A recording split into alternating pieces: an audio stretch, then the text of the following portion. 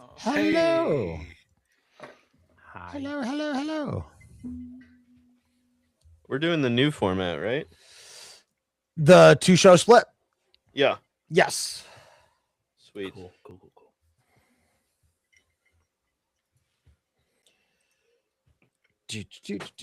Put out some social media stuff. Yeah, I'm loving all the thread stuff that you've been doing. I'm trying. I try to like not be like super cliche with like everybody tell me your favorite class. But People love talking about their favorite class. I feel like that's Yeah. true. As long as you give somebody an avenue to talk about themselves. No, people love arguing about what their favorite class is. Yeah. That's where the Or real arguing interaction- why certain class race combinations are bad. Mm. You already streamed. You literally have your own. Yours tastes better. That's not my problem. Don't buy a cheap one.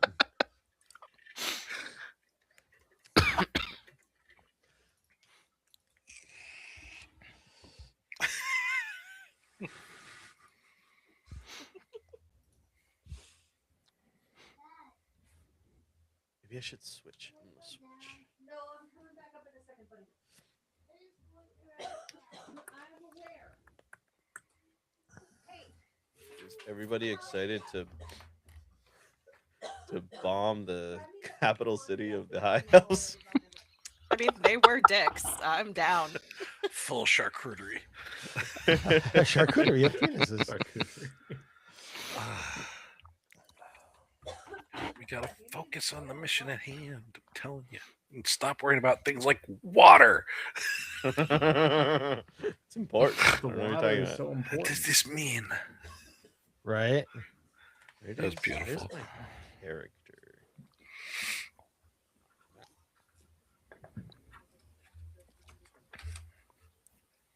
My character should be in the actors menu on Foundry, yeah? Yeah. Do you not have it? I am not there. Configure ownership, potatoes, owner, save changes. I just did that, but I must Player not have, characters. There we I go. must not have hit save changes.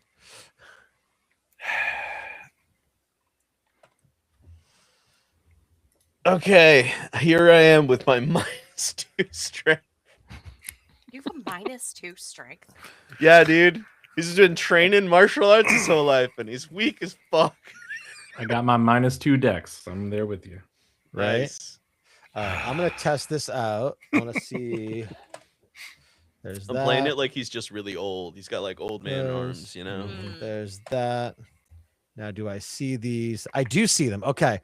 Oh, I saw it on Twitch. Does it bring over the YouTube chat? I guess I'll find out in a second here. Yes, it does. Okay. So, do you guys have access to the little chat thing that's on the right side of the Riverside screen? Mhm. Do you see like people chat? Yes. Okay. So if you click chat and then click public chat on top, when we're doing like pre-show stuff, and then I assume we'll have like a 5-10 minute intermission between episodes 2 and 3. Then that will be the combined Twitch and YouTube chat. And once I get our TikTok account set up, which I plan to do with some highlights from this week's episodes, then it will also, I believe, also stream to TikTok. I believe that is the case. So the public chat is feeding in from all those places? Yes, it combines them all into one spot. That is very That cool. is super cool. Yeah, it makes life a lot easier. If only For we could sure. use all this stuff for like curing cancer or something instead of how to Nope. stream D&D. D&D. So it's funny you mentioned that. They were Oh. trying to train an AI on how to this is old news at this point, but they were trying to train an AI on like breads. And it wound up being able to detect sickle cell anemia like perfectly. Very Oh, well. wow. Yeah. Yeah, that's pretty amazing.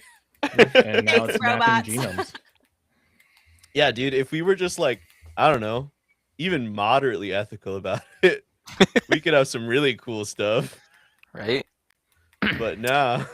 No. Oh, we have really cool stuff. We just don't have useful stuff. Yeah. Yeah. But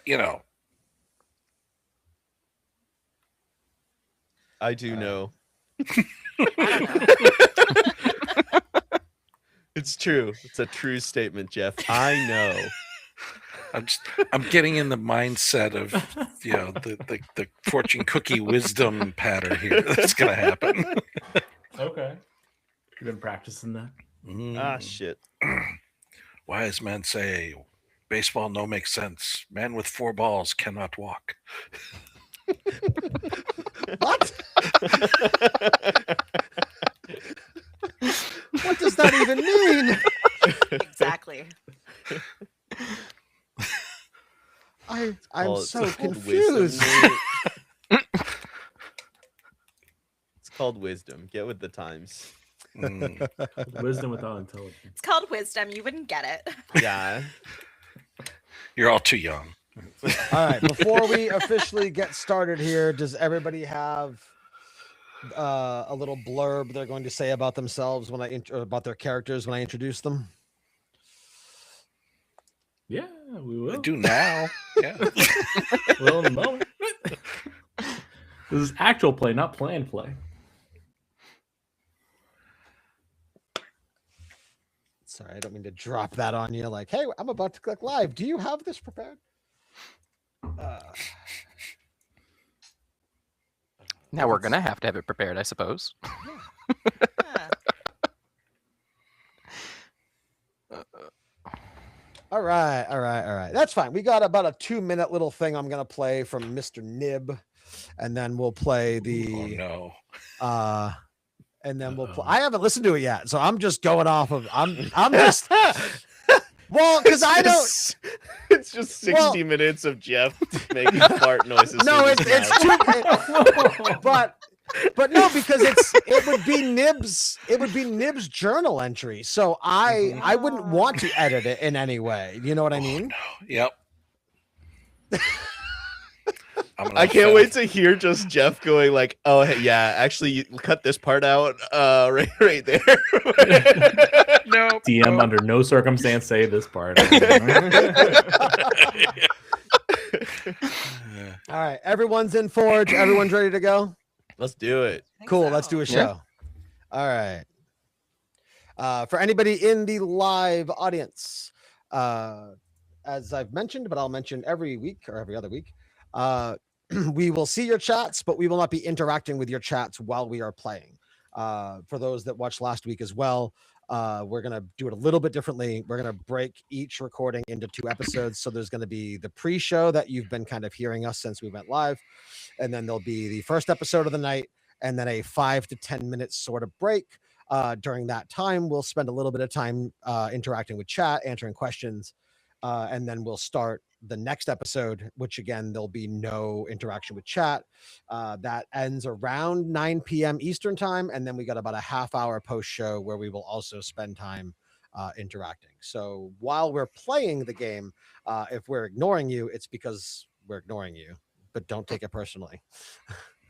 Or do. Or do. We don't control you. Live your life. Yeah, don't let me tell you how to live. Yeah.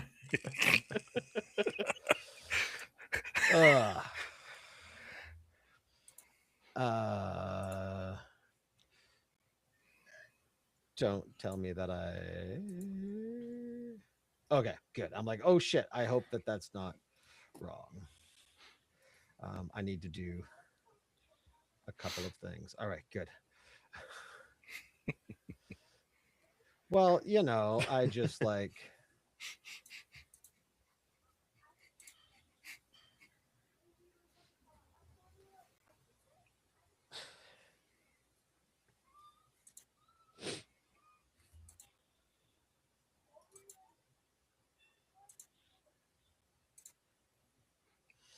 I'm just kind of winging this. This is actually the show, guys. This is what you tuned in for.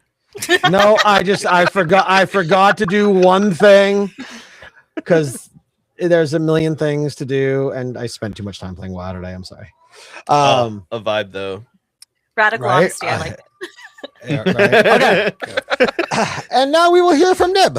So the show will start in 3, 2, 1. The following is an excerpt from the journal of one Nib Quilldipper, Halfling Bard. So here I am, less than a month into my ventures as a journeyman chronicler, and I'm already being tasked by the Elven Council to travel with a small elite force for good marked by the gods themselves, for whatever that's worth. I have no idea if they believe that, are they trying to motivate us in some way, or doing it as a PR stunt to help the masses feel good in the face of what they are calling a new uprising of cult activity trying to duplicate the disastrous ritual that was conducted during the lunar alignment 246 years ago. Given that cyclical alignment is going to happen again in less than 4 years, I guess I'm glad they aren't waiting till the last minute or anything to take action on it. I'm supposed to travel up the coast to a village with rumored activities and quell them if possible, along with 4 companions. An oddly colored dragonborn missing 1 foot and sounds like my Uncle Otto in that he keeps spouting off pithy sayings I assume are meant to impart wisdom, but so far, not so much. An unhealthy-looking human who has no filter and also seems to have no idea what day it is, or year for that matter. Hoping he has some hidden talent we can exploit for the cause.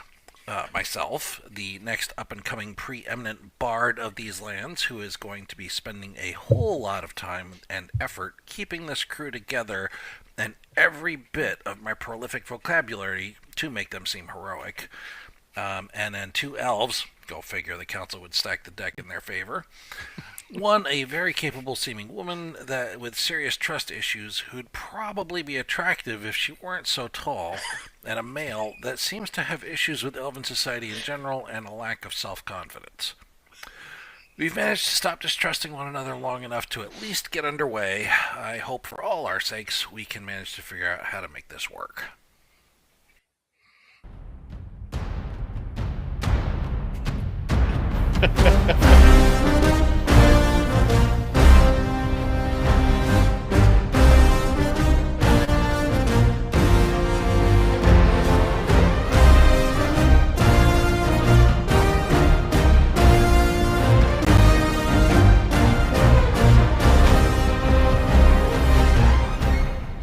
Hello, everybody, and welcome to episode 2. Yeah, episode 2 of Rolling on D20s. We are back to do it again. I'm very excited, and I am joined by my esteemed guests again. I guess you're not guests; you're like part of the show. Like, Co-hosts? you're just here. You're the talent. For first-time listeners, which would be weird for an episode 2, because there's only one other episode. Go listen to it. You're going to be very lost. A lot of stuff happened. But I am Nate. I am your host. I am your DM. And I will be scurrying these 5 scallywags through some crazy D&D stories. But I am but a small player of this game. The show is about the players. It is about the characters. So I will introduce them again in no particular order. Let's start off with the gentleman whose voice you heard in our intro describing what happened last session, Mr. Nib Quilldipper, played by Jeff. How you doing? Doing well, thanks. I'm glad to be here again. I am Jeff. I'm a longtime player, and I will be reprising my role as the Halfling Bard Nib, along with the people who have not actually ever heard those journal entries, so don't hold it against me. Passing along down to Shenrak Ben Jaris? Ben Jaares. Ben Jaares. I tried it 3 different ways and I wasn't right. Played by Sam. Sam, welcome to the show. Hi, I'm Sam. I play the purple gem dragonborn quintagenarian. I don't know, 50 years old dude. Yeah, with a spring in his step. I like that. We're keeping it. Moving right along to, I will get your name right, I promise, Ryland, played by Joseph. Welcome to the show. Thank you. Yeah, this is Joseph playing Ryland. Interesting fact about Ryland is his name is Ryland, and he has 0 hidden talents. He is Mhm. our Mhm. umbral human talentless paladin. Talentless. Yeah, now you're just asking to be interrogated. Going from Ryland over to the distrusting ranger herself, Quinn, played by Alex. Welcome back to the show. Yeah. Hi. Yeah, I'm Alex playing Quinn, who is a high elf ranger who, has some trust issues. Excited to get into it today. And last but not least, Saval, played by David. David, welcome back. Thank you. Hi, I'm David. I play Saval. He is also a high elf, and apparently he's got some self-confidence issues. Also judgy. Perhaps a little judgy. Right? Aren't we Why all? not? I mean, it's D&D. Fantasy racism is okay, right? All right, listen, you can't take it out of the elf. It's That's inbred in true. us. That's true. If you're playing an elf, you kind of have to accept it. All right. Well, we are here. It is time for D&D. Who's ready to play? Do it. Very cool. I'm it. not. Give me 40 minutes or so. Oh, On that gotta go get note, that water. right?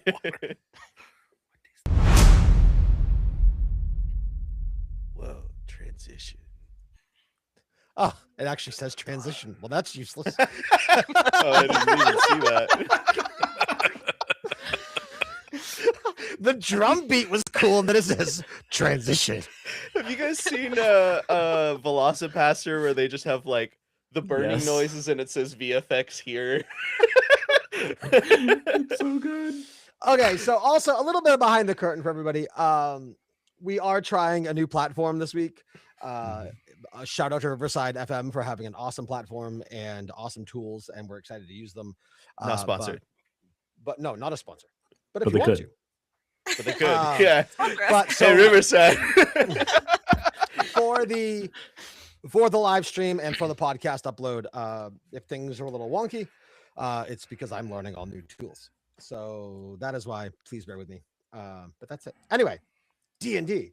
All right. When we left you guys last session, you were sitting in the very dark corner of an elven tavern in the elven capital city. It was already a little bit dark, and then it was made darker with some prestidigitation. And our friend Shenrak was trying to discover the secret meaning of water. And you returned to the table with a pitcher of water, and I would presume you brought the pitcher and handed out the drink, like a glass of water to everybody. Oh yeah. He's like getting down low and filling him up to like exactly the same level. Way too much. All right. So Shenrak hands all of you a glass of water, and you can continue your conversation from then for now. Who's thirsty? I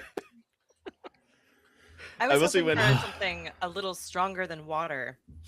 I thought you were doing the round. Ugh. It's around of what? Is it Is fancy it- water? Is it Jesus, what? safe for me to assume that everybody has taken a sip at this point? Yes. Yes. For me. Well, now Sure. I'm scared, Yeah. but yeah. Okay. I licked it Eh, first. Everybody roll a constitution save.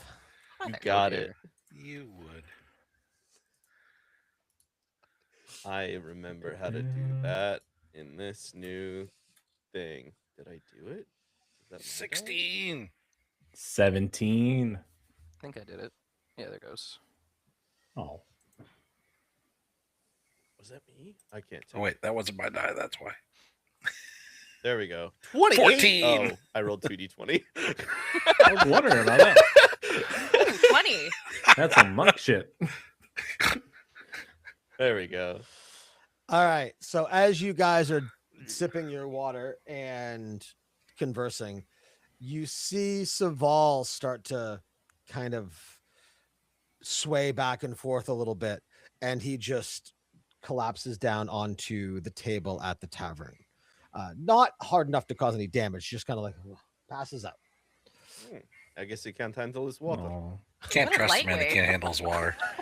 happens to the best of us. And I'm just like rubbing his back a little bit. Drool's definitely coming out of my mouth at this point. I like glance over towards the bar person that sent it over. Are they like looking at us, like expecting us all to hit the table? Nib, as you glance over to the bar, when you first look over and see the elf behind the bar, you can see him very clearly, but then your vision starts to blur ever so subtly. And then you all see Nib sway a little bit and go down to the table. Well, that's not good. I guess Can I'll I? try to do a medicine check to see if Yeah. as long make sure they're breathing or something. Sure. And I definitely know where on my character sheet the medicine skill is. It should be right there. There it is. It was on the first tab. I think all the important stuff is on the first tab and all the weapon combat stuff is on the second tab. The trend continues. So you put your hand on Nib's shoulder, like upper back area, and you look down to see if he's breathing, if his eyes are open. And as you do, you kind of feel your stability give out from under you, and you also collapse down. Oh boy. Okay. At this point, Quinn is looking around. Is anybody looking at us? Nope. I quickly, because I took some psychic damage from some mean conversation, lay on hands myself, see if the healing helps me out, because I have a feeling that it's just Quinn and I right now, and I don't know if she's coming after me at this point.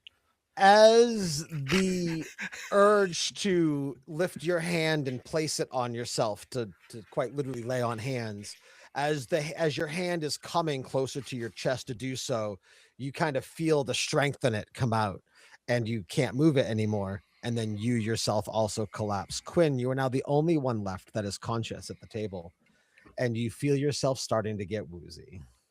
Oh God, this is bad. And it gets darker and darker. Everything goes dark. And then, almost like waking up from a bad dream, you all kind of awake. But as you awake, your eyes are adjusting because it's darker than you remember. And I would like you all to focus on the Foundry screen. Oh boy. And you can let me know when you're there. And again, remember, please, when we're doing stuff with the Foundry screen, do not look at the Riverside screen. Mhm.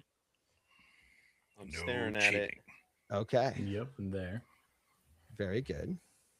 I'm here. I'm scared. Ooh. Ooh. Oh. It says loading. Oh, that's bad.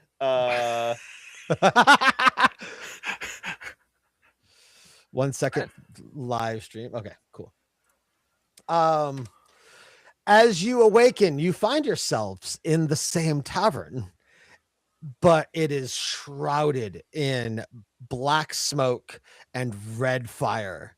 All the candles that were lit, that were normal colored candles, are now flickering a red flame. And I would like everybody to roll initiative. Jeez. I told you might be seeing combat tonight. They're seeing it, and then they're seeing it. 1 second. I believe I have to. There we go. Now you can roll initiative. There we go. I just have to click things normally. Great. Oh man. The trend continues. Yeah, I got a At 5. least you're consistent. I might already have to put these dice in jail. Dude, this is sick though. I'm loving this like live map. This is fun.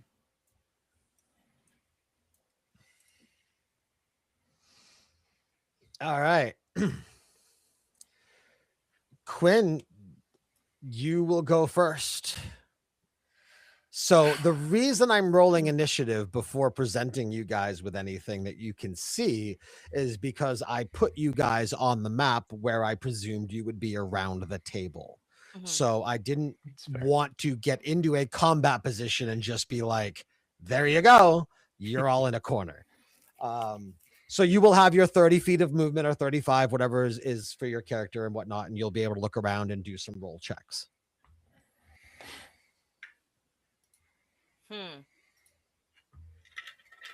Okay. So we're all woken up now, is what you're saying? Yes, everybody is awake. Everybody sees it. We're Are we awake just- and Are we we don't going in see. order? You can converse, but if you're gonna move or make an action, we'll go in initiative order. I just wanted something established. Is Maybe we shouldn't have drunk the water. Lay on hands. so we see the flames and the smoke and everything, but is the heat intense to match the conflagration that's going on in here? It is warm, but it is not as warm as a raging fire would be. You also all notice that even though you are in a completely wooden structure, the fire isn't spreading to anything else. Okay.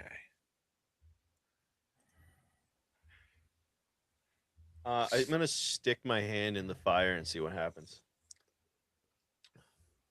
Okay. Not like for like a minute, but he's just gonna No, in for science. like waving your hand over a candle All kind right. of thing. Roll Right. dexterity. Yeah, yeah. All right, bet. Not even God himself.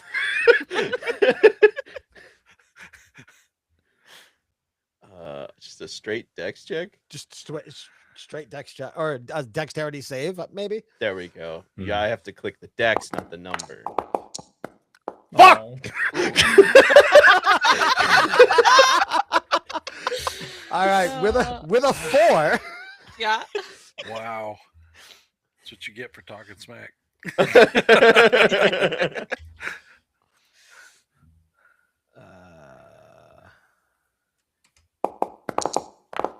Take 3 fire damage. Who could have predicted?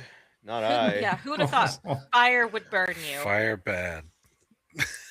Okay. Can we I am see the going door to- from our perspective? The door would be looking at the map the way you're looking at it. It would be on the far left wall in the center, Okay. but it is completely engulfed. I'm going to do that lay on hands that I tried to do before I passed out. Just get myself back up to full. Sure. And Is the while water you're still on doing- the table? What's that? Is the water still on the table? The pitcher is there. The cups are there. The water is gone. Okay. It was the water. The water was a lie. Your water's in As another you guys castle. make your way I've out, got- Yeah, as we're crossing across through there, I'm going to I've got like a leather thong tied around my wrist that I will twist the knot on it like that and cast mage armor on myself. sure. That's Okay. perfectly okay. You can do that. And now we are starting turns.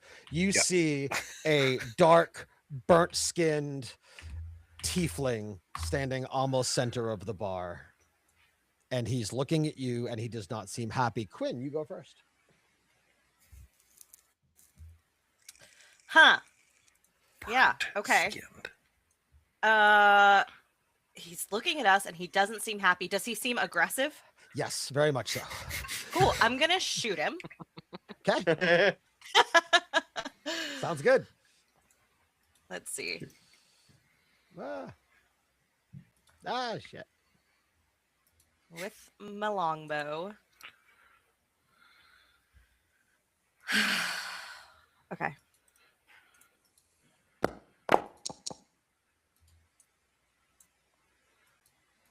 A 16 hits. 16 hits. Okay. And I just roll that again for damage. There should on the chat log, there should be a damage button. Should be a damage button on the chat. Oh, that didn't. What is that? Oh, yeah. So in that, the thing that popped up where it says attack now, hit the damage button right above your roll there. Ah, I see.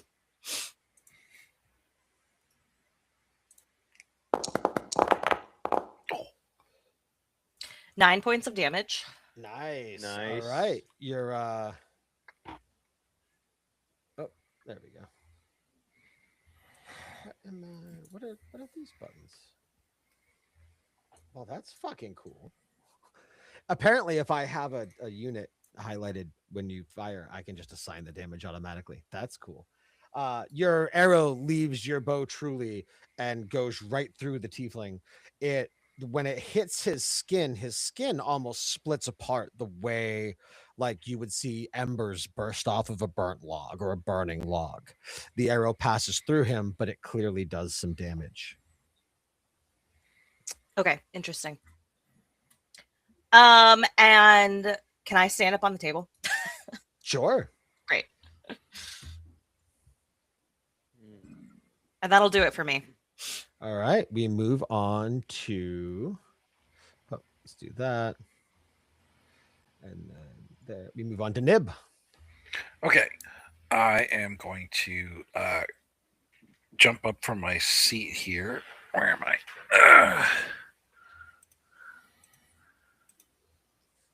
Can't find it. There we go. Gonna get down so I'm kind of alongside next to the table, just so I'm out of line of fire, because that arrow whizzing by my head was a little nerve-wracking. It was over your. Everything is. And I'm going to point towards the guy and kind of cup my hand over next to me like that and go, look, just because you're already cooked meat and you're on a stick doesn't make you shish kebab. And I'm going to cast Vicious Mockery at him. And, Very nice. So that's a wisdom save of 13.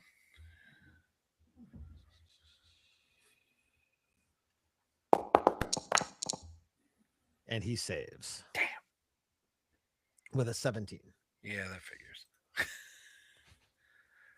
All right. Come on, guys. You guys got this. I got faith in you. Let's do this. And I'm going to give Bardic Inspiration to my Ryland. All right. Oh, thank you. What's your dice? It's a D6. Cool. Nice. Will that be your turn, sir? That's it. All right. We go. Let's do that.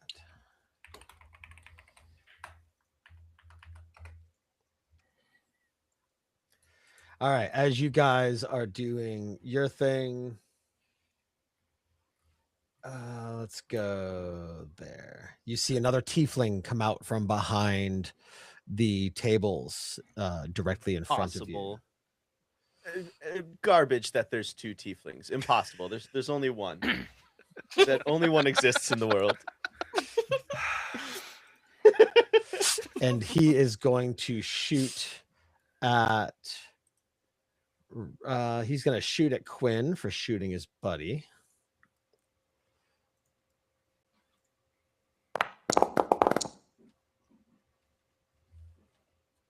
Does a 10 hit? I'm guessing not. No. I'm guessing your AC should be higher. Yeah. Oh, yes. With the movement and the smoke and the flickering light from the fire, the arrow blows right by you and sticks in the wall. And you see him loading another bolt in the crossbow. And this time, he intends not to miss.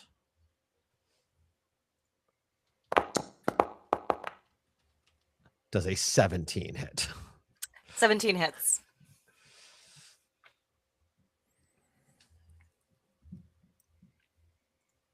All right. That this time the bolt goes and hits you directly in the shoulder and deals you a solid 8 points of damage. Okay. I just got booted from Foundry. That really you? hurt me, that 8 points of damage. Yeah, that hit so hard it kicked me off the server.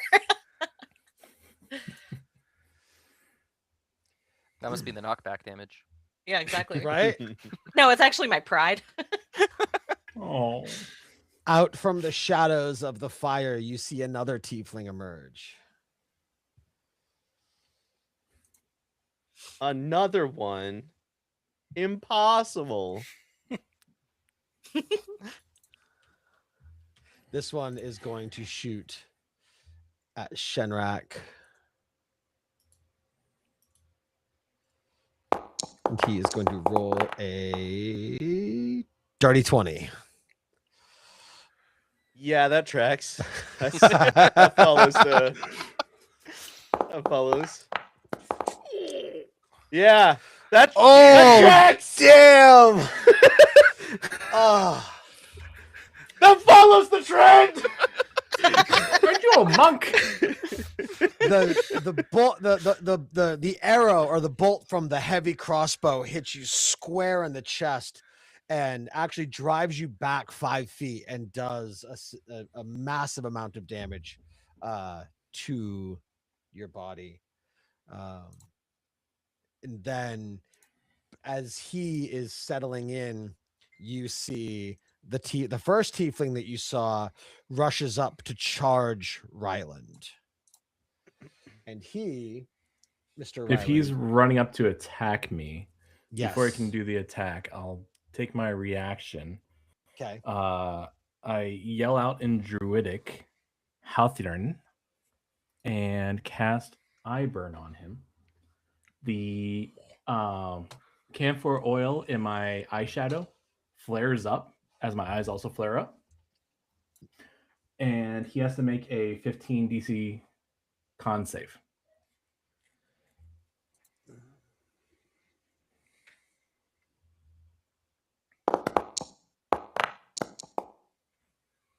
All right.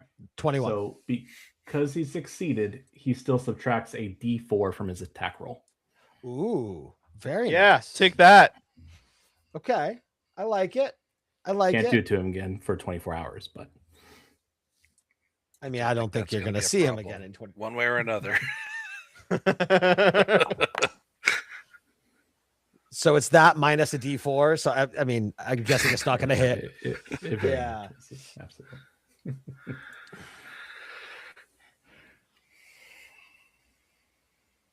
And then from which one is this one?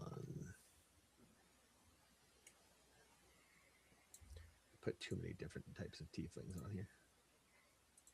You can take it. All right. Before you know it, as that flail misses you, flying over the table directly to the south of you, you notice another crossbow bolt coming in. What? That's impossible. There's not more than one crossbow bolt. This word you keep using, I don't think it means what you think It's what it you means. think it means.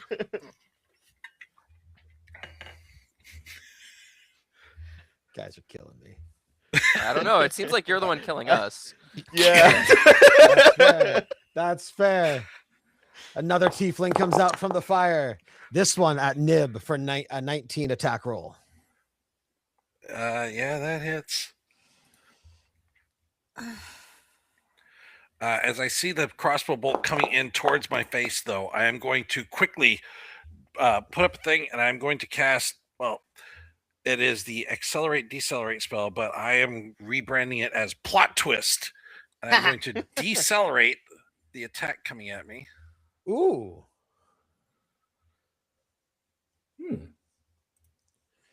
Reduce the damage the target takes by 2d6. So I reduced Nice. that by 6 points. Very nice. That is awesome. Well done. All right, so you take 2 damage. Ah.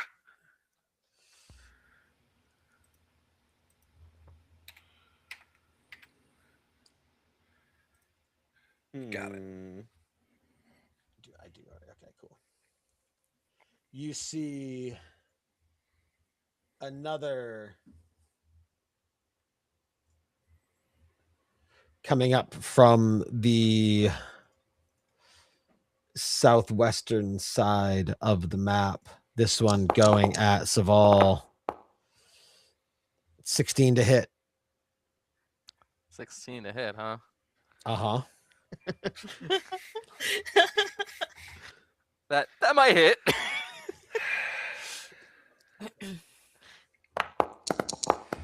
Crossbow bolt taking you by surprise, hits you, twisting you around, shuffling that loose armor a little bit because you wear that armor that's a little too big for you. Right? It's just a midget. Yeah. Yeah, and jostles you around for 9 damage. And then you see one more tiefling run out of the shadows. This one jumps up and stands on top of a table.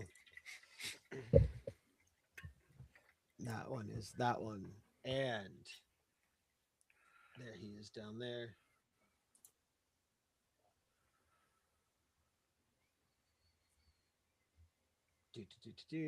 And he doesn't attack. He jumps up on the table and stands there. And I am going to see how I can do this really quick. Nope, it's not that.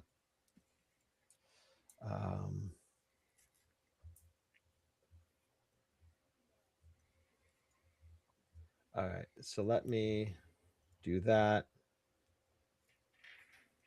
All right, we can move on. It's now going to be Ryland's turn. All right. First, I look at my staff, and some more druidic comes out as I say Balthasian Grathian in a very requesting tone as the quarterstaff hardens and the wood petrifies with shillelagh. Nice. Which is over here. And the part where it's splintered at the top kind of breaks apart into these chunks that kind of, with some magical force, like with the force damage, floats around the top of it like a gravity mace. And I just kind of nod at it. And then I say, this time I vow to stand and face it and cast heroism on myself. Okay. Which is my action and bonus action. And then I move. How do I do that? I move my character around here. So he's still in attack range. He doesn't get the attack of opportunity. Correct. And he does a hero pose. Hands on his hips.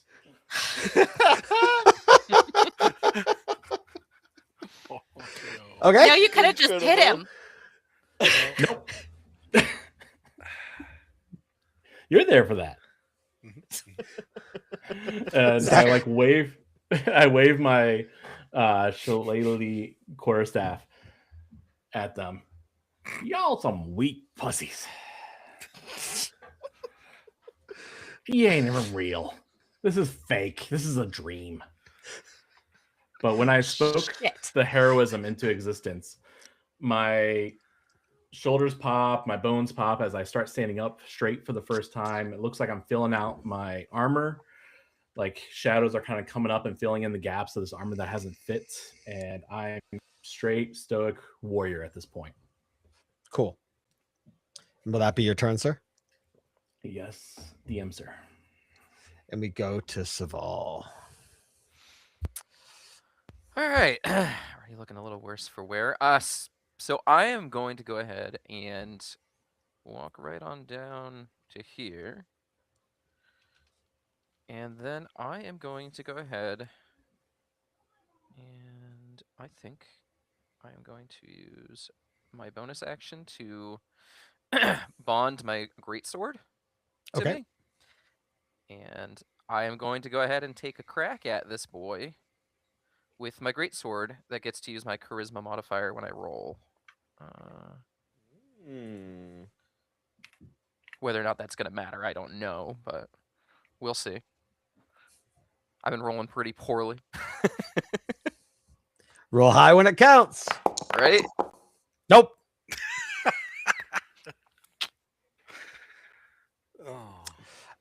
2 does not hit. Ouch. Or 6 even. +4. Yeah. 6 doesn't hit. Yeah. Yep, they're going to dice jail. That is unfortunately all I can do. All right. And we move to Shenrak. Well, based on his success so far,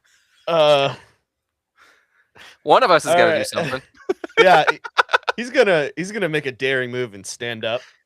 And then from there, he's gonna go. All right, no need to beg. I'll take it easy on you. And then he will. You see him get a little bit serious, just a little bit. And I don't know quite how to describe it. He kind of he starts running really low. He looks kind of like he's not always on all fours, but every now and again his hands will like touch the ground, and you get kind of like a Chinese dragon kind of look out of him. As Sam definitely know how movement works here. Okay, there we go. He is going to move 5, 10, and then he is gonna use Step of the Wind. Spend a focus point to use Step of the Wind to get up here and over onto that table. And then he stands up to his full height on the table and releases. Come on, let's be honest. It's basically a Fus Roda. He just sends out this wave of force at these 3 individuals. Ooh, very nice. Literal tabletop RPG. Hey. Well played, sir. I definitely know. Oh, usability. There we go. Oh, that's fun. And it should let you place the. Oh, what? I don't know how to use this. Ooh.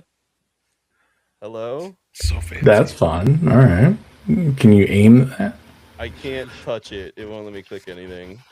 Hold on. Hmm. Oh, I deleted the wrong one. Here, go ahead and place it again. Okay. Or maybe I can place it. Give me 1 second. Which ability was it? It's here. Let me try one more time. Under Okay, I can do Nope. that, but I can't. It turns. Nah, around it's to his breath circle and weapon. So drag it. features.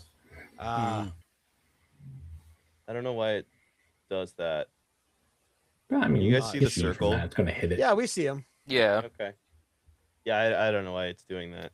It's the cone here that you're supposed to be using, right? Mhm. Yeah. Yeah. Yeah. Okay. I mean, I can see it. It does the cone thing. It hits these 3. Right. in Right, a right. 15-foot.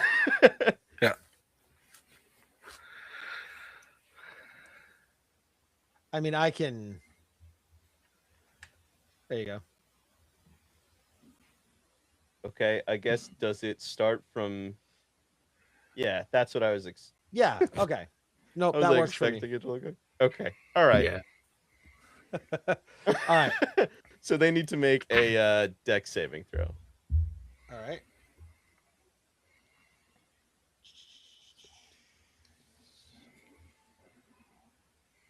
First one rolls a nat 1. Mhm. That's Alright. pretty. What do they do on a fail? Get hurt. Wrecked, son. Get wrecked. On a failed save, they take 1d10 damage, 1d10 force damage. All right. So because I apply crit successes and fails to more than just attack rolls and stuff, I'm going to consider that to be a crit. Nice. So Cool, so roll your damage and double it. Okay. Well, I'll give you the choice. So you rolled a 9. So you're gonna want to roll. I'm your gonna damage and double Yeah. You could get a 10. You're so right. You're so right. D&D, All right. gambling for nerds. Now we'll do the second one. And it was a dex save, correct? Con save, I believe. Let me double check. It looks like it's a dex. No, it's save. a dex. Yeah. Yeah. Yeah. No, it's con save. For my force weapon, for my like regular breath weapon, I have 2 different breath weapons. Oh, this one's this Oh. one just shows the force one. Yeah, no. Oh no, I'm very sorry. Constitution is on my end. You're right. You It's the con dex. Oh, okay. It's okay. How do I work? We're all still learning, guys. It's okay. Yeah. We don't know Oh, ourselves. Ooh, a 7. Nice. So that That's one not also gonna do fails. it. Roll your damage again. Hell yeah. I like this. This is good D&D. Right. This is bad D&D. You jinxed it. All right, and we will do one more deck save. 8 fails it again. Roll your damage. Nice. Wow. I'm surprised they're not pushed. Oh well. I thought about that too. I was reading it. Yeah. Yeah, if it's force damage, you'd think. Fuck It helps me that there's 3. Well, I got the first guy. So that is actually a misconception with a lot of D&D. Yeah, force damage doesn't actually push you. It Yeah. needs to Right. explicitly say that it pushes you. I've heard that mistake. Actually, a lot of people assumed that it would in many a podcast, and they only to sadly find out from the DM that no, force damage doesn't actually force you backwards in any way. But you, I mean, it makes sense. The one directly in front of your face takes the brunt of that damage, and and everybody else gets kind of tickled by it a little bit. But you see the one that you would hit with that breath weapon, and he actually gets pushed right to the ground. So he's gone prone, and he is bloodied and clearly does not have much life left in him. He took such a brunt force of that cone that there wasn't much left to spread out to the other 2. It hit them, did some damage, but not as much as you would have liked. And is that your turn, sir? That. And I will. I'll do the like a bunch of kung fu moves, and then he'll, You're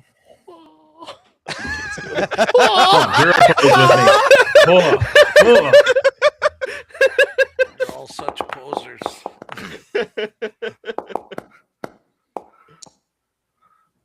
What is going on? What? There's a lot of rolls happening, guys. I'm Nate, just. I keep telling now- you, there's no numbers above 1, and here I see 1, 2, 3, 4, 5, 6, 7 dice. You can only count to 1? Nope. It's just now that all of the tieflings have exposed themselves, I gave them all their initiative roll. So now Ah. we- Gotcha. I report them There to is HR for one exposing after me. themselves. No kidding. I was waiting for it. Alright. So let's remove that from the table. All right, we go into turn 2. This tiefling is going to charge up to Shenrak. And are you you're on the table, you said? Yes. All right, so I am going to do. I mean, a table is, well, I'd say a good 3-4 feet high. So it's swinging upwards. I'm gonna have it swing for disadvantage because I'm a nice DM. Does a 14 hit, Mr. Shenrak? You know, I think it does. What? Yeah. Oh, Oh my god. yeah. A 14? Yeah. Yeah. You're gonna make me take Shield of Faith just for you. Ooh, but he only hits you for 4. So he swings, and being as though one of your legs is a prosthetic, like hitting that isn't going to really damage you. So he tries to just go for the one good leg. It throws his balance off a little bit, and he barely nicks you. Now it is Quinn's turn. Okay, if I go for this guy that's currently prone, am I shooting at disadvantage? Yes, because you are elevated and he is lowered, Yeah. and you're ranged. Okay, well then I'm gonna go for this guy that's next to my two new buddies over here. And We're buddies. yeah, sure. Can I bonus action Hunter's Mark? Yeah. On your buddy? Come on. Okay, let me figure out how to do that real quick. I mean, that is on brand. Do they not have? There it is. I'm panicking. How do I do this? Oh, I figured it out. Spoke too soon. Wait, no, I didn't.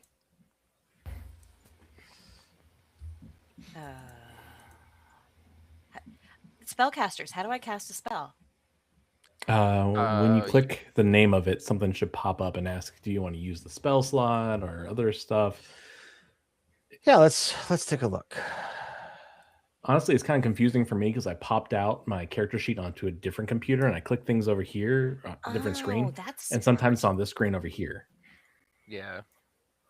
It's making it worse. it's making it worse. Yes, it was smart in theory.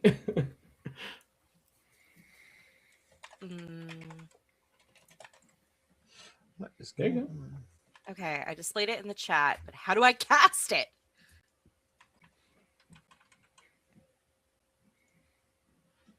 Odd.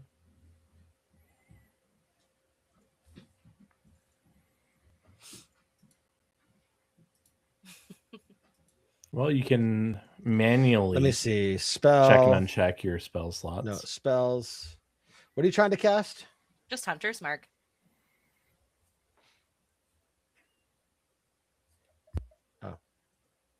If you left click on it, hit cast.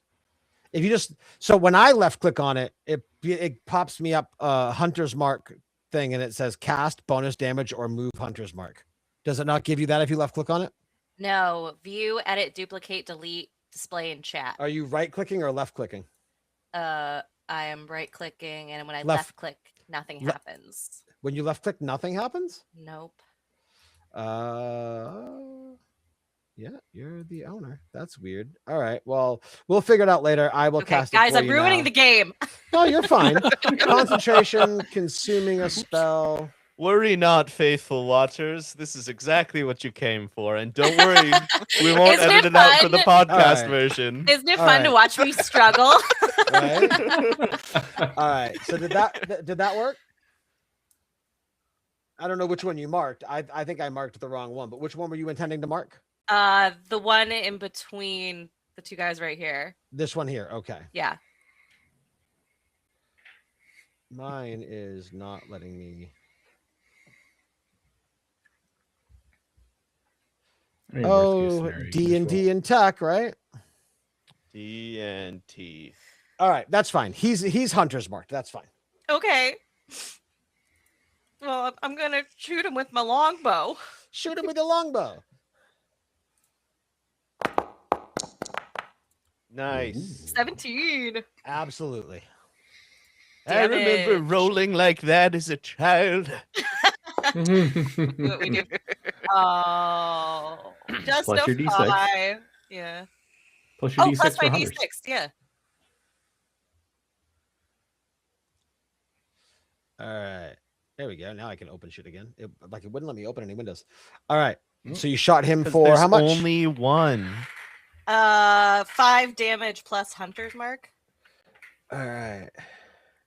So roll an additional D6. D6.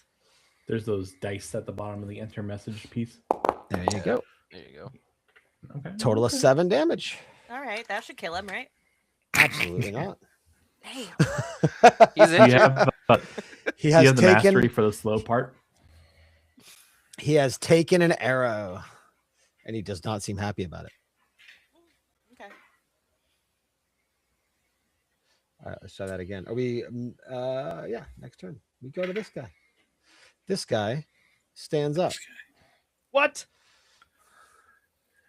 and also is going to swing at Mr. Shenrak.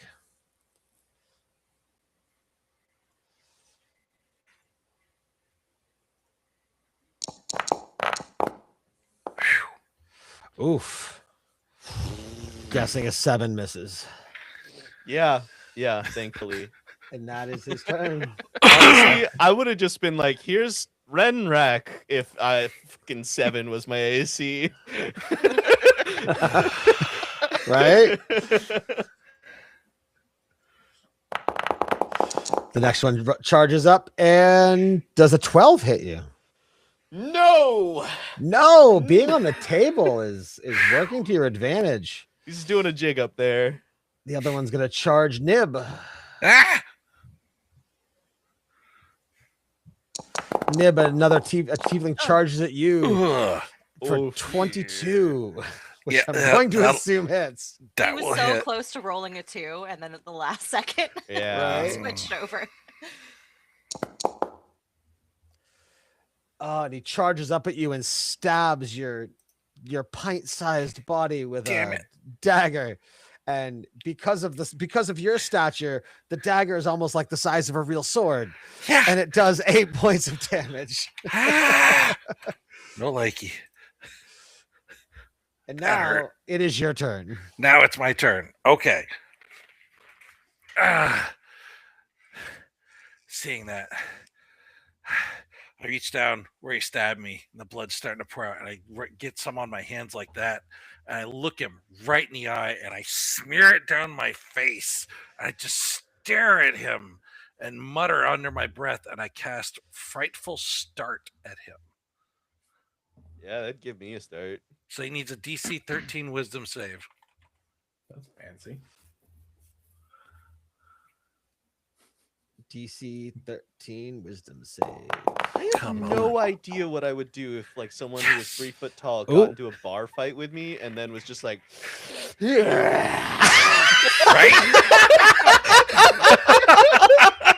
That's what I'm counting on.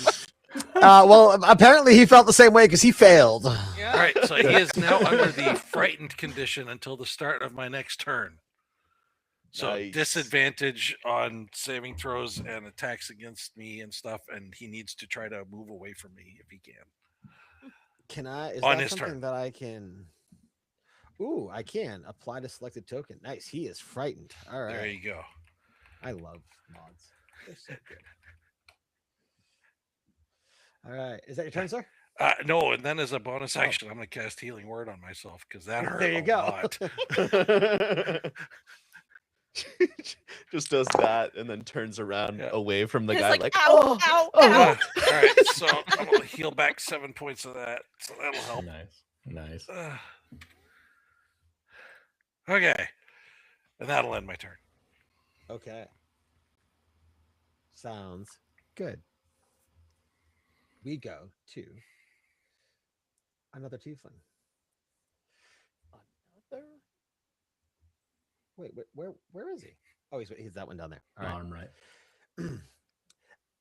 So as He- you he guys put in his look, resignation this morning. He's like, As you guys- sorry. you know, it's funny you say that because as you guys look toward the tiefling to the bottom, you see him put his arms out in almost like a cross, a type pose, and he just falls backwards into the red flames and disappears. That dude Holy just shit, they're trust clipping fall through fire. the floor. He had the right idea. The Get- flames get will the catch fuck me. out. Whee! And then the one that Quinn put the hunter's mark on is going to swing at Saval. Oh, he doesn't have to do that. But I'm over here T-posing. That'll hit. For 18 to hit. All right.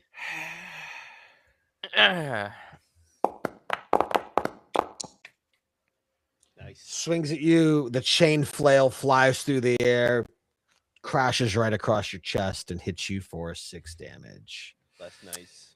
You are That now officially in smarts. bloodied status. Yep. That smarts. And we go to Ryland. All right. Let me double check measurements here. Double check your measurements. Don't lie about it. He always does. All right, I don't know how to get rid of that now, but It's okay. I can get. Are you done with it? So basically everybody except for this one on the edge here. He looks around.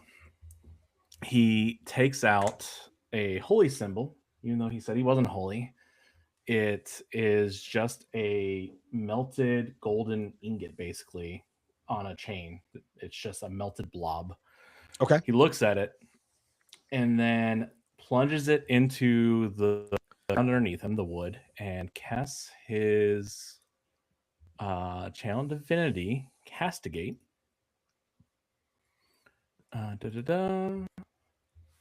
And so the 5 closest to me need to do a, well, that's DC 0. Strength saving throw? DC 15 strength saving throw. DC 0. Right? Have to look into that. All right. The one that had the hunter's mark on it fails. The 5 closest to you. So that one. And then this the one over by Nib. And then these other random ones. Okay. So this one here. Succeed. The one in the center of the screen saves. The badly injured one saves. The one up top there fails. So far the hunter's marked one has failed, and then the one north of Shenrak has failed. And now we'll get the one by Nib. And the one by Nib also fails. Fails. Beautiful. So out of the ground around them, roots and chains come up and shackle them to the ground as I yell enough. And their speed is reduced to 0. Okay. And then I kind of yell out in agony as the shackles cast on fire. And they all take, the ones that are shackled, 7 fire damage. Damn. All right. 7 fire damage.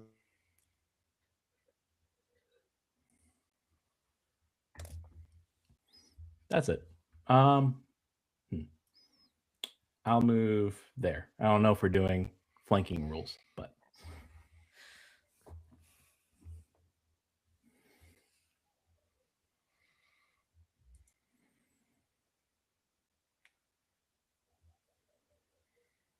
All right. Sorry. I was muting my mic and also was wrangling children that are supposed to be upstairs. All right. So -7 damage and everything else that you said after that. yeah, I just moved to flank this guy. I don't know if we are Okay. doing flanking rules, but You're good. maybe Nope, it'll- you're good. maybe it'll help out Yeah. the guy So who's like missing. providing advantage for flanking, stuff like that. Absolutely. 100%. All right. Beautiful. Is that your turn, sir? Yes, sir. Cool. We go to Sabal. All right. Let's see. Man, I'm doing pretty poorly right now. Let's see. As a bonus action, I can use Eldritch Invocation Armor Shadows, which casts Mage Armor on myself without spending a spell slot. Cool. Would I be able to do that up next to this guy, or no? Under normal circumstances, I would probably say no, but because he's flanked, I will consider him at least moderately distracted. So since attacking him, you'd get advantage. I'll let you do that. Okay. Because like if he's distracted enough where you would get advantage on the roll, I would think you'd be able to cast Mage Armor. Okay, let's see. Can I even apply that?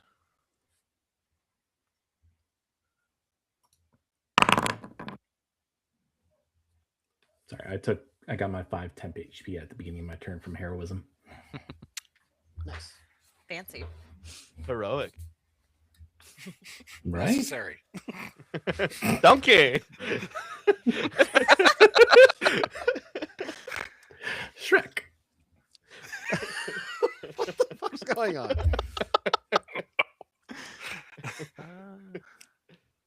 I'm trying to get it to cast on my end as well, but it doesn't seem like it's letting me.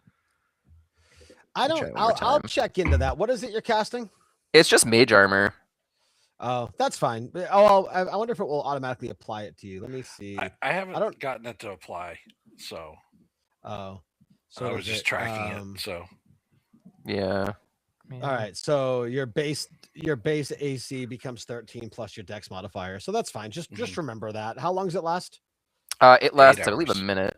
8 hours. 8 hours. Mage armor? Oh yeah. all right. Eight, all right. 8 hours. Wow. All right. 8 hours. Never Yeah, mind. dude. Oh. You cast Mage Armor and you cast Long Strider at the beginning of the damn day. Okay, so here's how it applies. When you had clicked it, it went into the chat, and then what you want to do is make sure you're clicked on, and then like I can actually apply it to you right now. So there you go, it's applied. Oh, sweet. So now it should reflect on my character sheet too, Theoretically. in theory. Oh yeah, it is. Got it. Yeah, Yeah, there it is. 14. 14. Sweet. Yeah. Cool. I'll remember that next time. All right. And I'm going to go ahead and. That's an important thing to remember. Is a lot of the triggering happens in that chat window. Mhm. Okay. That is good to know. All right. I'm just going to go ahead and go for it again and try to do another whack with the great sword. Whack with the great sword. Oh, All right. yeah. At advantage because of away. flanking. Yeah, with advantage. Yep. Advantage. And I still get the 4 charisma bonus. Please. Something. That should do it. 16? 16 hits. Yeah. All right. So. That is 2d6.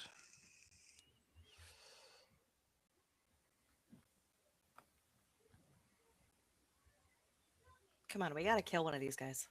Right? I mean, one of them already They're not disappeared. real. Or did he? They're all in my head. You're all just dreams and figments of my imagination. Do I just have to manually roll it, or is it going to allow me to select it through the thing here for the damage? Nope. So up top, above your roll, the next little block up, it says where it says attack and damage. Just click damage. Oh, damage. Perfect. Thank you. Yep.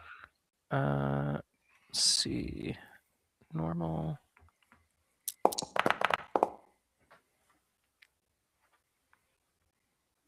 All right. Plus 4. 0. Isn't that your bonded weapon? So get your Yeah, it charisma should bonus as well? should get the Christmas bonus, so +4.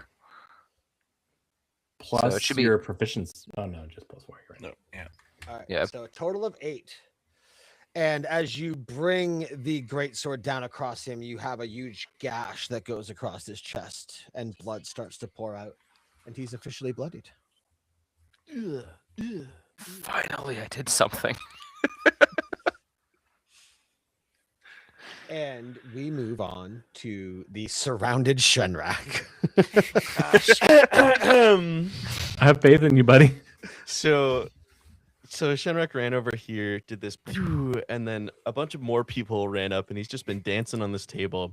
So he kind of looks around, and he goes, "I'm out of here." And he's going to use patient defense, which in 2024 seems to be a different thing, but he disengages basically.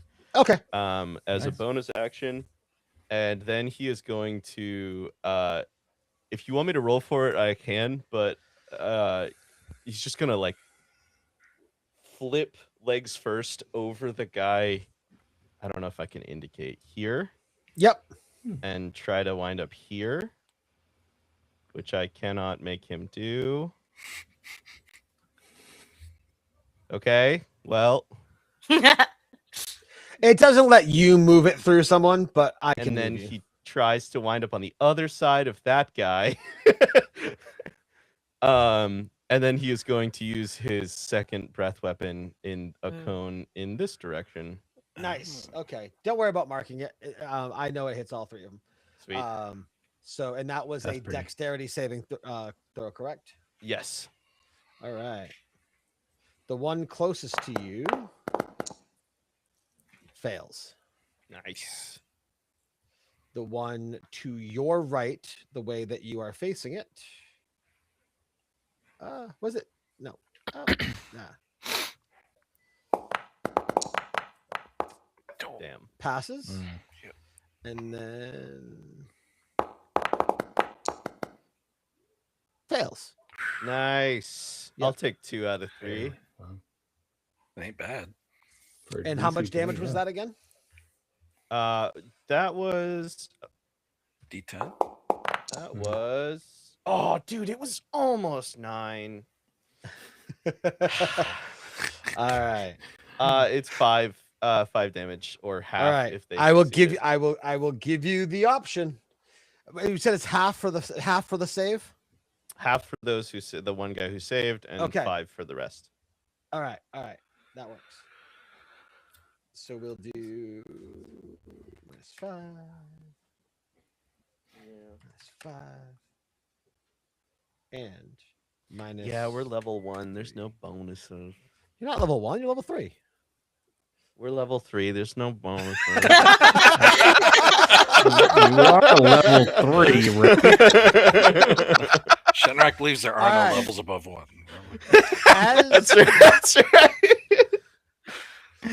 as you land on your feet and you face and you do your breath weapon, you notice some movement behind you.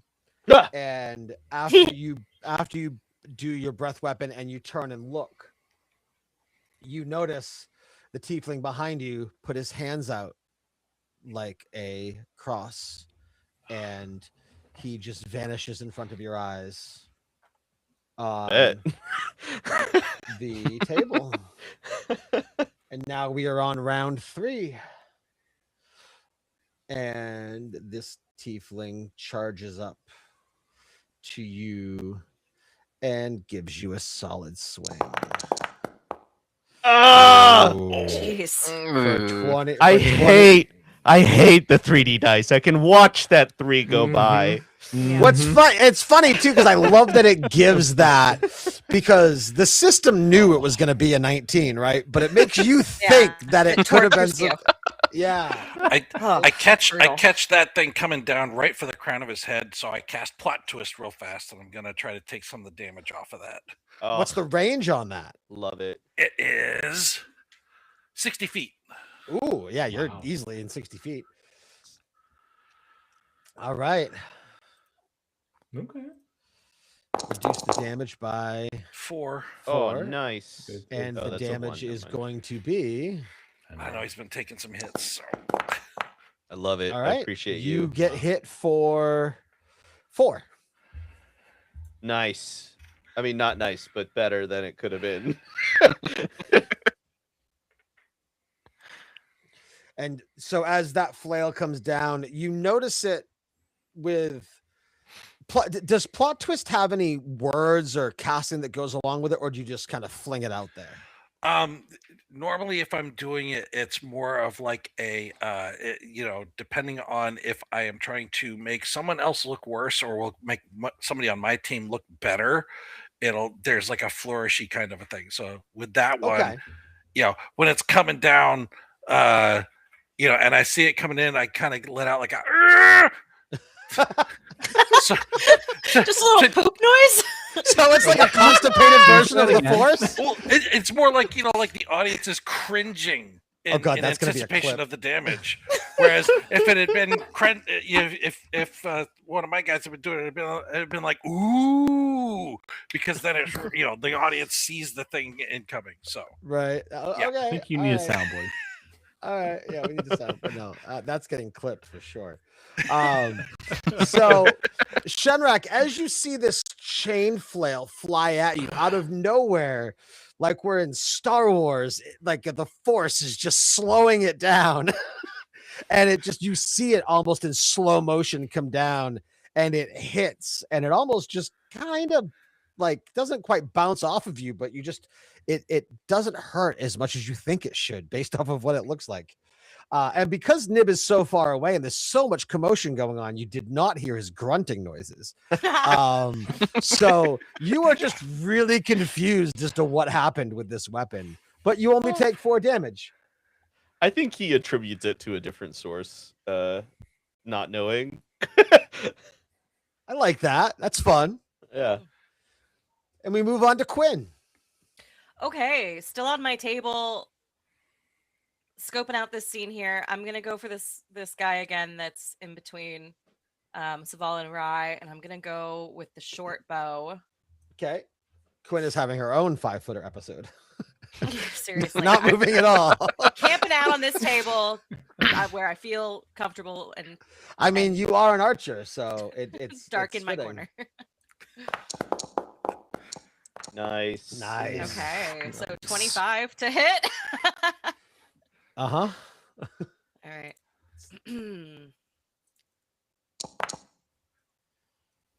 Nice. Sneaky little 9 points of damage there. Plus Plus your the- D6. Oh yeah, I my- still have my hunter's mark. Mhm. Oh. Ooh. Okay. Another Really 6 don't- points. I don't think Foundry likes that I pop characters out because I can pop a few out and then eventually it stops letting me load character sheets, so I have to refresh my browser. Just don't put this many That's out. okay. That's okay. We're doing fine. All right. And that was 6 damage. 15 total. 15 points of damage. He's Yep. dead Nice. now, right? He is significantly hurt. And the arrow pierces him. Unlike the first time you shot an arrow through one of these tieflings where it shot through and kind of burst an ember, this one actually stuck solid, and he falls to one knee on the ground, and he looks up and he puts his arms out like a cross. Come on. And in doing so, he disappears in front of your face.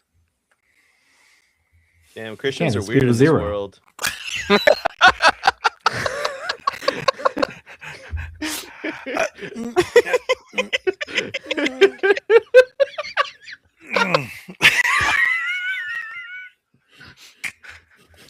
Make sure you send your complaining emails to Sam.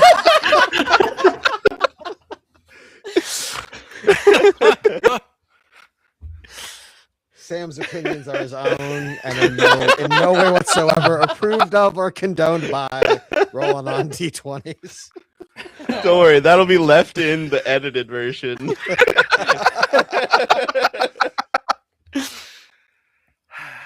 Is that your turn, Quinn?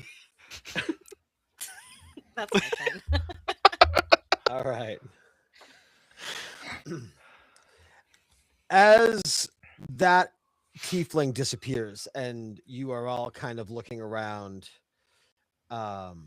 you are confused, you are obviously worked up with combat, and the events that are taking place now before your eyes, where these tieflings showed up out of nowhere, there's these flames that aren't spreading and they seem to just be kind of vanishing one by one. You are more and more overwhelmed by the events that are going on, and as you are trying to kind of regain composure, you notice simultaneously, almost if being moved by the same puppeteer, all 4 of the remaining tieflings stand up and put their arms out like crosses and vanish. And you have a moment of peace. You're still engulfed in flames, but your enemies are seemingly gone. Did we actually kill any of them? No. No. Damn. I feel like this So is the we video still game at- with all that T-posing. Yeah. yep. As you are talking and kind of trying to maybe get your breath back and recuperate mentally and physically from what's going on, the fires around you rise higher and get more intense. They don't spread. They're still where they are, seemingly held back by some sort of magical force, but they get higher and they get higher and they start to pulsate even more rapidly. And Shenrak, I would like you to make a dexterity saving throw. Okay, sure.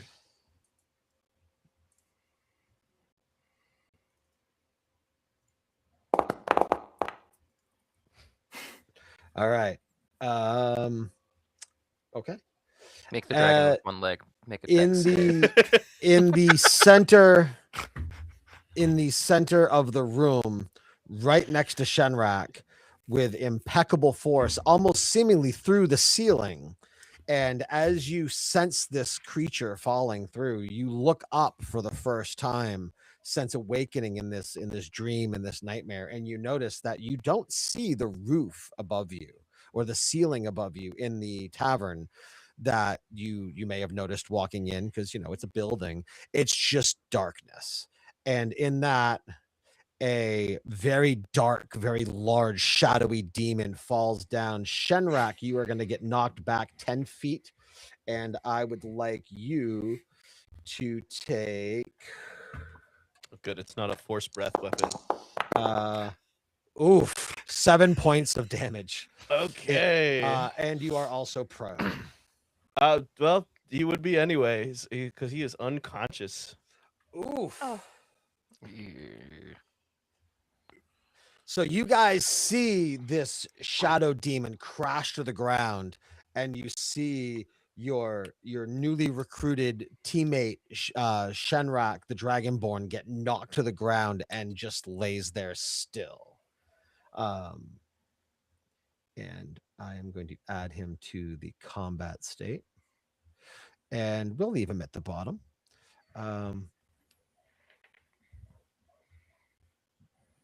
And we left it at, let's see, it was Quinn's turn, right? So now it is Nib's turn. Okay. I already knew Shenrak was hurt, but seeing him go down like that, I was gonna step to the side enough so I've got a clear line of sight with him, and I start doing this to kind of get the magic flowing, and I beat on my chest with this, and get it stronger and stronger over about 4 or 5 things to establish a beat and a rhythm to reinforce his heart. And I will cast Healing Word at 2nd level towards him. Okay, you cast Healing Word and it has no effect. Okay. Thanks for trying.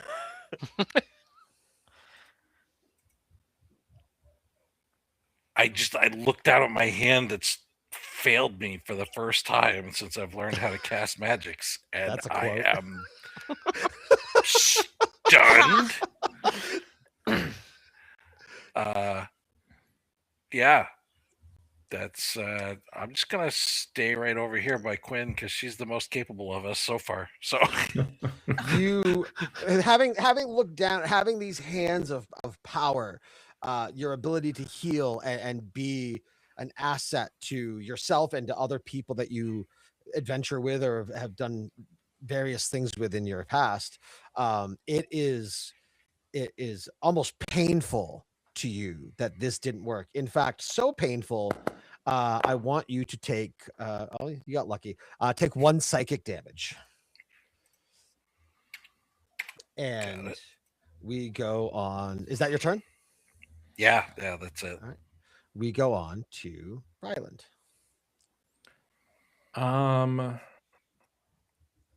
He is going to assume that was something odd with that situation over there, and step forward to Zaval and try to pat him on the shoulder as he casts Cure Wounds. Does Cure Wounds work? It has no effect.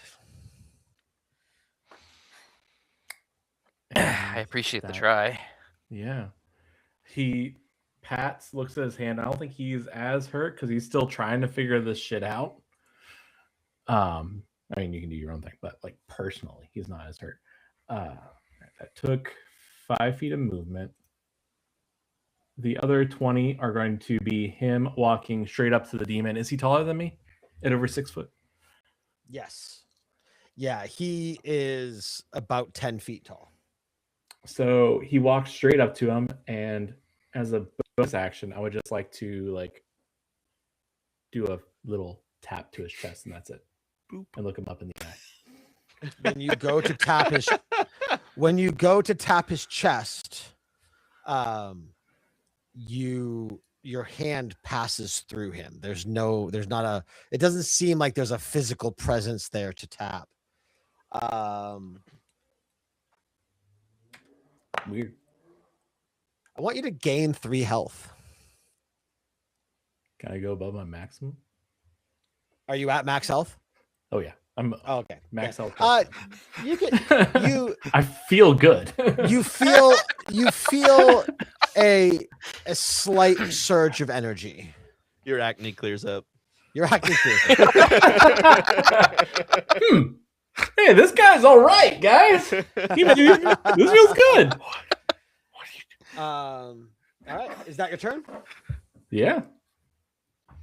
All right. We go to Saval. All right. Saval's gonna kind of look around the mess that's going on, and he's gonna tell everyone, he's like, I think it's time for us to leave. I'm gonna go ahead and attack him, and I think everyone should try to fall back if possible. And he's gonna go ahead and effectively limp over. I'm gonna drag the sword along with me, and I'm gonna go to about we'll go here. Okay. And I am going to go ahead and do what warlocks do best and cast Eldritch Blast at him. Okay. If it goes through him, I swear to God. Mm-hmm. Right? What does your Eldritch Blast look like? So I'm actually going to say that it's about a purplish beam that just kind of goes right through, and at the end it kind of turns into almost what looks like a meteorite. And I'm Well- just going to send it at him. I can't speak to what your Eldritch Blast looks like, but I can say you nailed it on the head when you said it goes right through.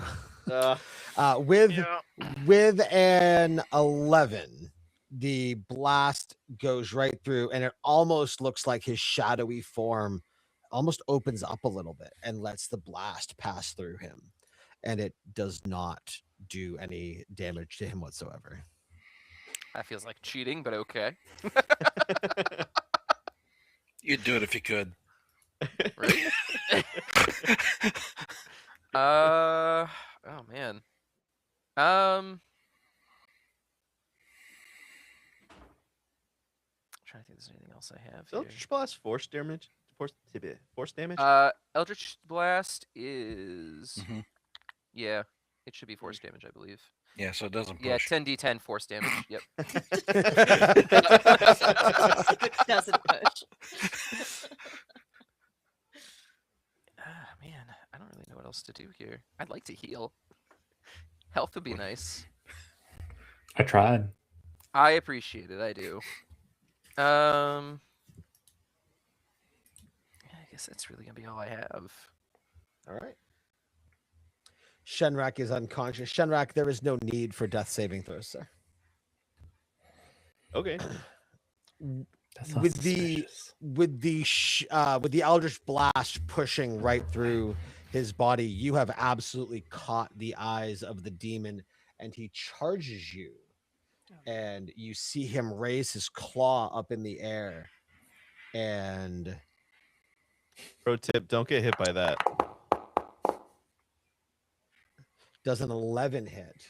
It does not, thankfully.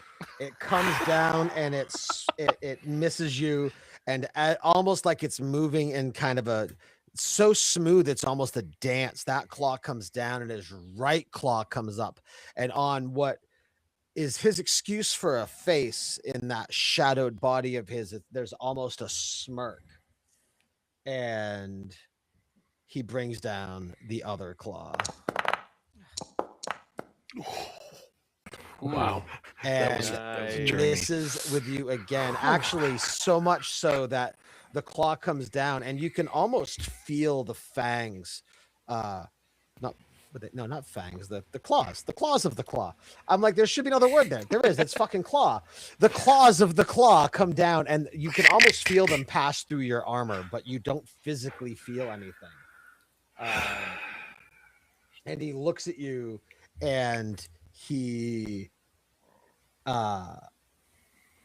almost hisses at you, almost snarls, and he uses his incorporeal movement, and what that does is that allows him to move through you. So he moves to the other side of you, and you will take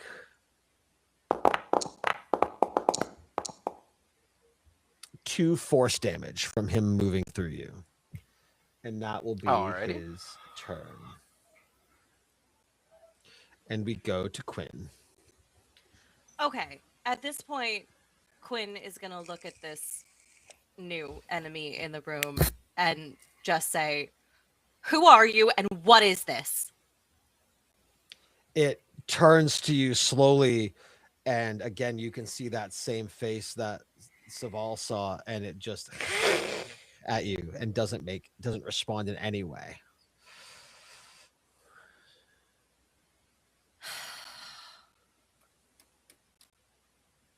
Okay, well, fuck it. I'll try to shoot it, I guess. I don't know, man. This is the worst dream I've ever had.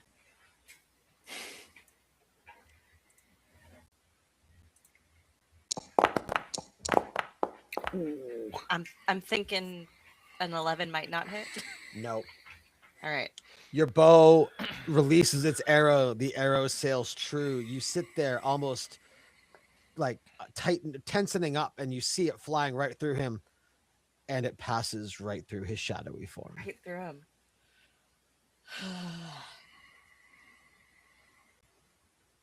Yeah, I'd like to wake up now. And we go to Nib. Okay. Magic's not working right. This thing isn't acting like anything we know or like that. So I'm going to try and get a better read on the situation. I'm going to cast Detect Magic. Ooh. That's a good idea.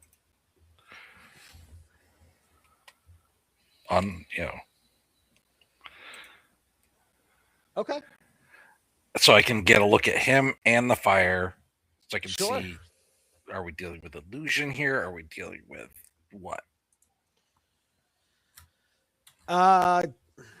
You definitely do sense a very, very strong and very dense presence of a magical entity.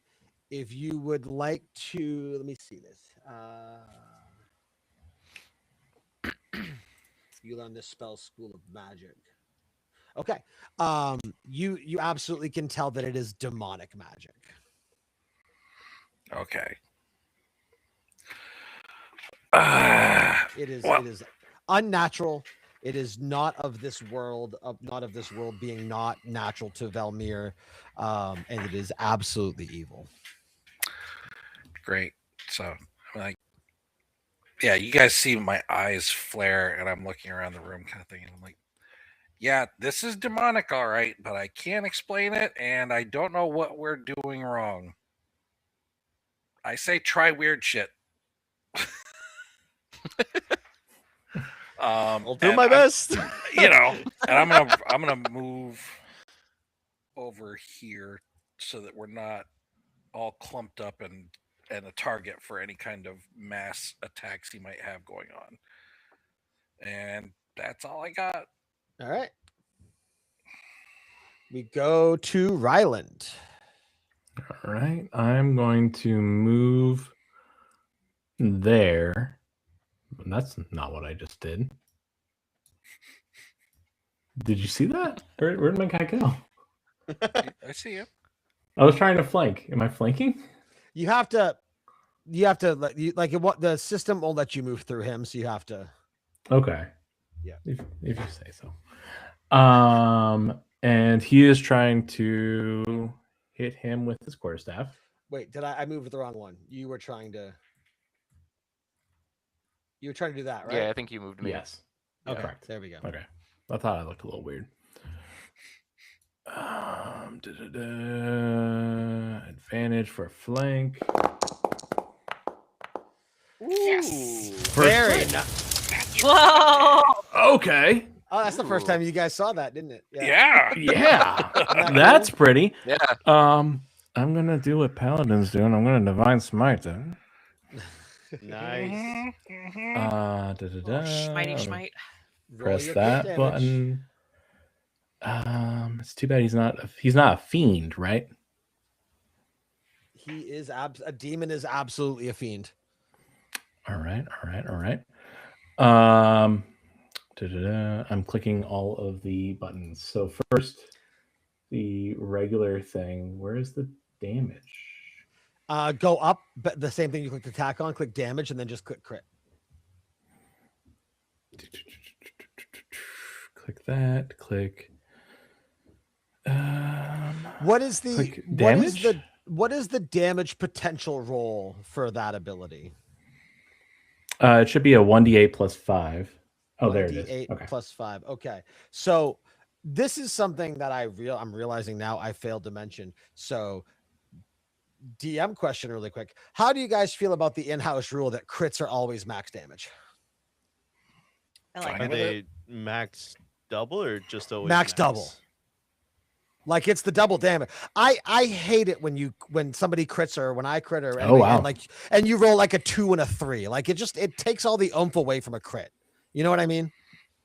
So how do you feel about the crits or max damage house rule?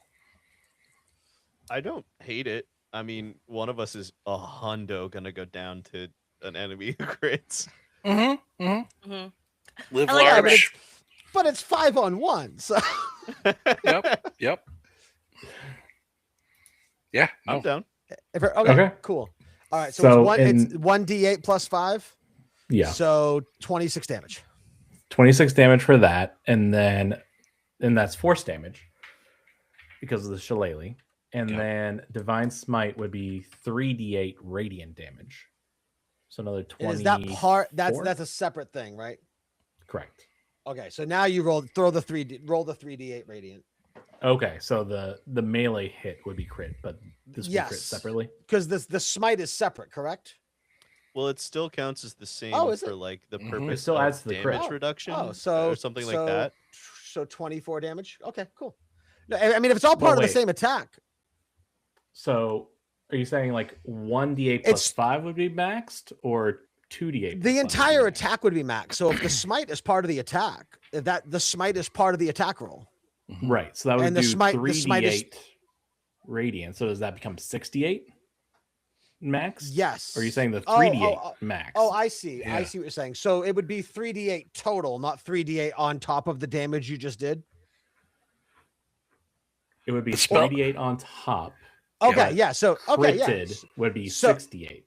Oh, you're right. Okay, so On top. 24, so 48. Okay, cool. So Holy 26 cow. plus 48. 74. I like that. And it- 74 damage. yeah, it's poetic. What? Your divine What? smite comes down, and in a mixture of divine light and the red light from the fire and the demonic energy all around it, it goes down and it absolutely destroys this shadow demon. And you see the shadow demon disperse into shadow and go up, and you all collapse to the ground. So the way that my divine smite would look specifically for Sure. Ryland. So first off, the hit, because I'm using Shillelagh, it's force of personality, my charisma. So it's not a fancy Ooh. hit. It's literally just a slap against the face, basically. It's just one swing of it and a thump. But the divine smite is actually like a golden shadow kind of stands next to him with a spear, with like a flag hanging off of the spear, that does do this martial attack, almost like flanking against me, and does a very specialized aimed strike at the guy for the radiant Is it like a jab or a swing? a jab with the Okay. with the Oh, I spear. like that. Okay, yeah. So as you see that divine spear come in, and as it starts to pierce the shadowy body, then we go to what I described, where that shadow disperses and disappears, and then you all collapse to the ground. And this encounter is officially over. You can all restore your health back to full, and you can also restore any spell slots that you might have exhausted. So should we And just click on like we took a long rest? yeah, Oh, do the long rest. That'd that's be a good the way. easiest way to do it. And you can minimize your Foundry screen and come back to Riverside. And as all of that happens, you guys awaken and you are at the table that you passed out at. And the elves are walking around and they are serving drinks and serving food. And the elven bartender is still behind the bar. And it's like you just dozed off a little bit. However, Ryland, I believe it was. Who was the one that took you took the claws across the chest, right? You look down, or was it And- Saval that took the claws? It was across? Saval. It was Saval. Oh, Okay, you so did? Saval, Yeah. you look down, and while there's no damage to your armor, there are 4 black streaks, almost like soot across the chest, across your chest plate. And Shenrak, you are awake, like you're all awake, but you feel something almost not like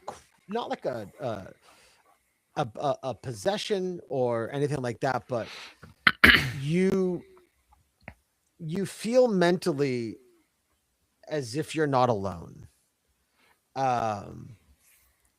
Ryland, on the tips of your fingers where you touched the shadow demon,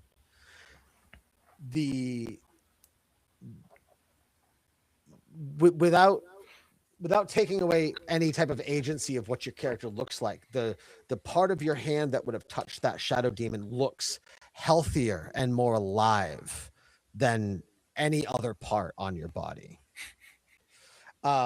Nib, where you got stabbed, when you wake back up, I think it would be fair to say one of the first things you do is like maybe lift and look to see where that dagger entered your body, and you look, and just like Saval's chest, there is a seeming like a black soot mark across your abdomen, but there's no incision, there's no wound. It's just kind of that black soot. And Quinn, with you having kept distance, you definitely have the least amount of impact from this dream, if you will. But having cast Hunter's Mark on one of them, so you were deeply focused on them, it allowed them to almost psycho-communicate back and forth.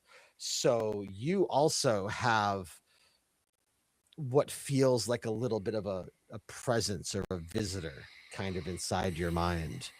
And as all of this comes to you and you guys are looking over things and you are having these realizations and you are kind of waking up from the stun of what just happened, we will end this week's episode and we will see what happens next week.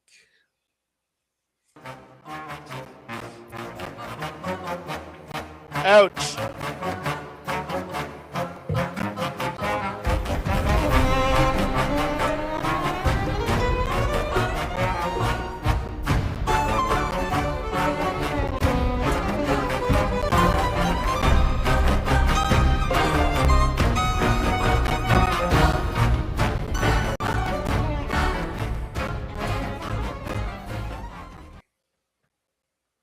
All right.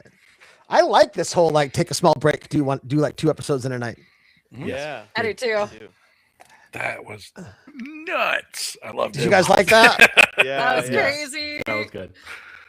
I'm glad you guys liked it. Let's take at least a little bit of a 5-minute break. Let's run to the bathroom, refill drinks. It's about 7:43 right now. Let's try to start back up at 7:55 at the latest. That way we can at least get an hour for episode 3. Yeah. Before we take off, I just want to say sorry for the Christian joke. I kind of thought it would work I'm sorry. I didn't mean to offend anyone. Sorry for the. Uh, no, I'm sure. I'm sure you're fine. Yeah, you just kept referencing them doing crosses, Mhm. crossbows. Anyway, my bad. Sorry. Yeah. You're good, No. you're good. Okay. If it's Sam officially apologizes, so unsend your hateful email.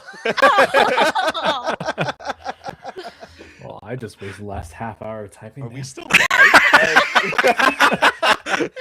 My 1-star review will be seething. Yes, yeah. So everybody in the chat, we are gonna. I think some of us are gonna dart away for a minute, but yeah, if you guys want to comment or have any questions or say anything, we'll take a peek at chat before we start the next episode up. But yeah, we will be right back. Beautiful.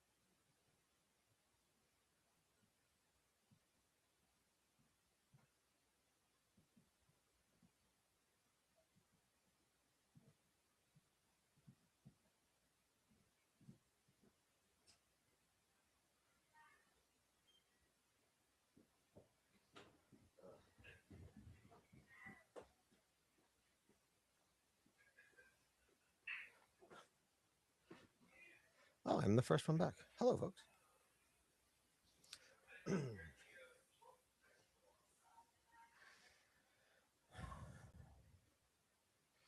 We got.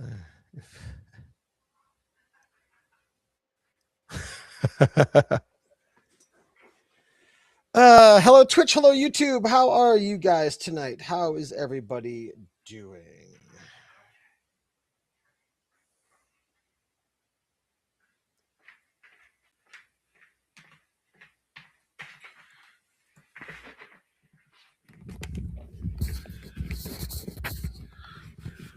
Hello.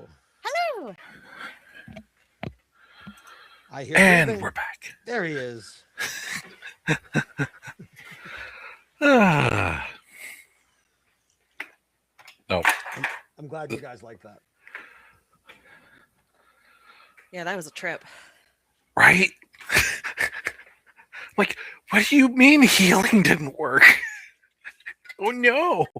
So It what was- I yeah. was hoping to do Mhm. was in all reality, I was hoping to get a quote unquote TPK. I was hoping to take all of you into unconscious. That's state. what I expected. I thought we were all going to have to die for that to. Yeah, end, but but- then it was getting a little long, and I was looking at Yeah. the time, and I'm like, all right, we can find a fun way to end this. And then when he rolled a crit, that's why I was like, all right, let's have fun with this. Super Saiyan. And I love how Jeff, you were like, like obviously, you know, behind the lore, like you guys weren't hitting it because you weren't reaching its AC, Mhm. right? But I love that like that got played into story and it turned into a story element, and that was really cool. But I'm glad you guys liked that. That was I liked adding all the crazy details to that map. And I'm like, man, if they're gonna spend an hour and a half at a tavern, I gotta do I gotta do something. You will never spend we got chat. Electric Vehicle 1 here to embarrass my Uncle Jeff. Ah, Good job for surviving so far, especially minus healing spells. Can't wait to see where this goes. Thanks, Evie. Yes, that's my niece, Evie, electric Nice. vehicle. Haha. Cute. I do. I love that.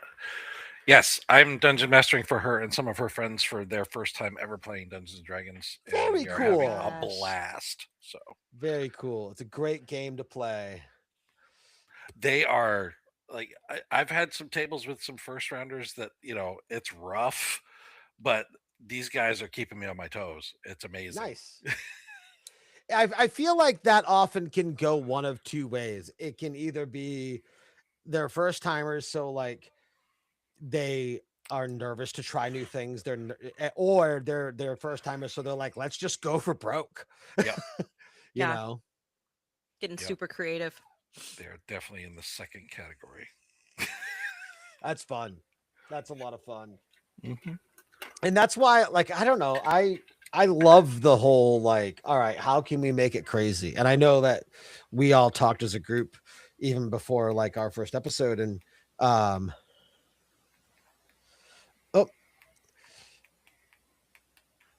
oh, actually, that's perfect timing. Okay. Just got a message from David saying that they're having some internet issues due to high winds. So Oh, if he can't come back in, or if he comes in late, I'll make it work. okay. Okay. Yeah, if we have to cut short for some reason, and No, I'll. You guys are all just waking up. I can just Yep. say that he is sitting there in like a catatonic state and not moving. Like, if anything, it sucks, but it's like I like it when shit happens at the perfect time. have you ever seen the tiny little indie movie, The Gamers? No. No. No. Oh, I'll have to send the link to you guys for that or whatever. But it was done by some guys up in the Pacific Northwest. I know With some Peter of them. Dinklage? No, that's a different one. No, this was like a little. It's Never mind. Zombie Orpheus Entertainment that does it. It was a tiny little indie game group, and they did a thing that was kind of a mixed bag of the guys at the table and then like their characters actually doing the adventures and whatnot. Totally tongue in cheek, really goofy and everything. But they had one party member who's like who never shows up for game and stuff. So his character is just walking like a zombie behind all of them, just like Oh, that's Do so it. funny.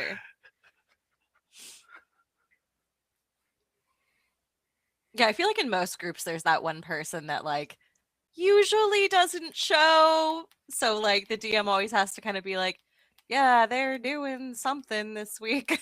mhm. They're Right. making a TV show in As New York. long as oh, no, it, wait. Yeah. like, obviously when it happens like spontaneously like that, it can be a little bit difficult depending. But I tend to have fun with like, gonna be out in like in 3 more sessions. I'm gonna miss a session. Okay, cool. Well, I'll aim it so it makes sense. Right. Yeah. You know.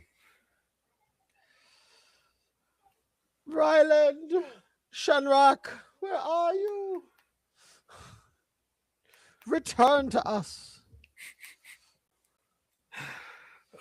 Man, I forgot when you start using or spell slots for reaction spells, you go through your tree real quick.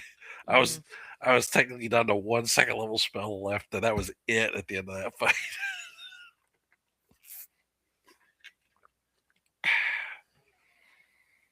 I love how when you highlight over like what we see in the web browser. It says actual recording is higher quality. Yeah. Hey, he's back. I think I got it. Yay. Cool. I didn't expect to have high winds, but here we are. Worst case scenario, I believe. Well, I don't know if you'd want to join on your phone, but I mean, I suppose you could use your phone as a hotspot. But Yeah, that's I that's was a fair I point. was just gonna have you be catatonic at the table, so like I mean, not a bad way to spend the time, I suppose. But right. I think I might have fixed it. I turned off a few devices around the house just because wife's gaming on COD, which already pulls in a bunch of Oh yeah. pieces, and I went around the house and just turned off everything else that potentially could absorb any wireless. God. What a bunch of wasted bandwidth. I did do an 80-hour upload the other day for an edit for someone, and I couldn't use my computer for 4 days. I just shut everything off in the house my that could gosh. possibly use computers, and was like, all right, I guess books.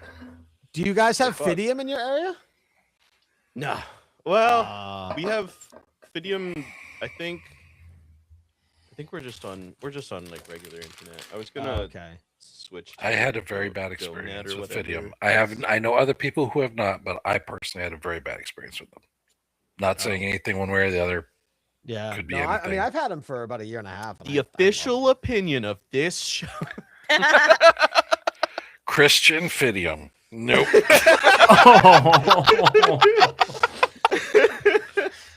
And on that, There goes our Let's, viewer base. So much for Let's stop. sponsors.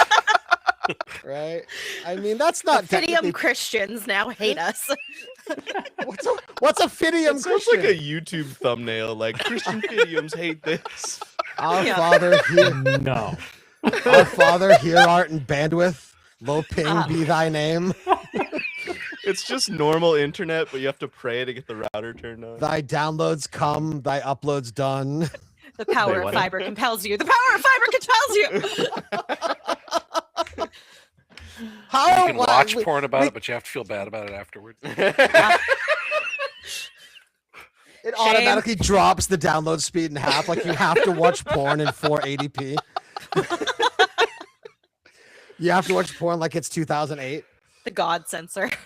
Oh God. All right. Connects you to a Anyway. virtual confession. Kind of on that Anyway. point. So to clarify and I would this will like be to a- remind Jeff that his niece is still in the chat room.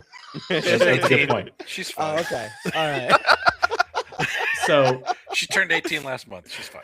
There you go. to All right. clarify, Doesn't mean she's so not embarrassed. with the critical rules, so rather than just rolling the extra double dice, It'll it's just be max whatever double the dice. damage is, maxed out, doubled. So then I just Okay. think that we should shout out the fact that the first crit was 69 points of damage then. Nice. Was it? Nice. 69. Nice. I did math. 8d8 plus 5. I will say, Nice. there's these really cool. We obviously don't have to use them. We can use whatever we want. But there's these really cool cards put out by I want to say Nord Games, which give you like, I'll get one in a little bit when I have a turn I'm not doing anything on. But Yeah, or grab they're one really of the cool. post They're show. just- 'Cause Yeah, we yeah. have about a half hour post show, so They do like they divide by like damage types, so they have like magic crits, bludgeoning, bludgeoning, piercing, slashing crits, etc.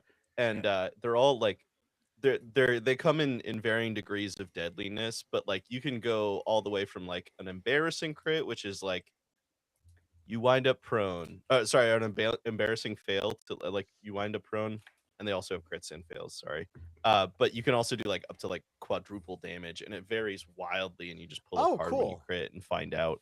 I mean, I'm down for any idea, and obviously it will be a living entity where it will change as we go, as long as everybody agrees. Mhm. But I know I hate that feeling of getting a crit and feeling good, and then rolling 2 really shitty dice damage rolls. Mm. Like it just Yeah. it takes the oomph away from it. Like, oh, I Mhm. crit for 4 damage. I'm useless. You know. So, all right, let's jump into episode 3. Yay.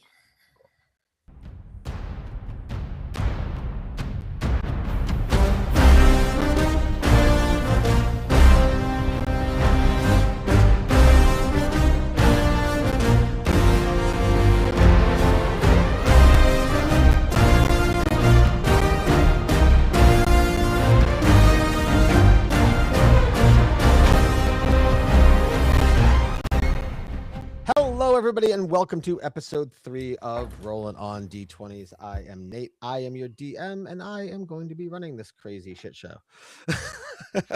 If you have not listened to episodes 2 and 1 and 2, I don't know. I do math, but anyway, that's beside the point. Go check those out, because where we're going to pick up on this episode, you're going to be really confused if you didn't at least listen to the last one. So go check those out. They're on the podcast feed, they're on YouTube, and it's good stuff. But without further ado, let's introduce the players and let's get on with the show. We're gonna go reverse order, because those of you listening to the podcast don't know this, but we just got done recording that last episode. So we'll go with Quinn, played by Alex. Quinn, welcome to the show. Yeah, hi, I'm Alex, playing Quinn, a high elf ranger who is formidably scary and intimidating, but heart of gold, heart of gold. Heart of gold. Okay. She's a sweetie pie. You just don't know it. We haven't gotten there yet. Quinn has insatiable acting skills. I'm a really nice person, okay? I am a charming person. You guys are gonna like me. It's like that. It's like that TikTok reel of Steve Carell's character from Despicable Me, where he's like, "I'm nice, I'm kind." Yeah. We go over to Ryland, played by Joseph. How you doing? Yeah, this is Joseph, playing Ryland, the Umbral Paladin, who just proved last game that his eyeshadow has a purpose. As everybody should. The Hot I love Topic kids practical rejoice. makeup. It casts a spell. It is his material component. You gotta mix I the was- camphor oil with something. I Listen, admit the I was cat pretty eye is impressed part by of the that. build, okay? It is. It is. There were questions ahead of time with the DM about the material components, and he didn't know they were about my eyeshadow. That's awesome. Like, genuinely, that is awesome. It's like the D&D equivalent of like the girl in the spy show that like takes the hairpin out of her hair and uses it a lockpick. For Like sure. the weapon was with them the whole time. We move over to Saval, played by David. Welcome back, sir.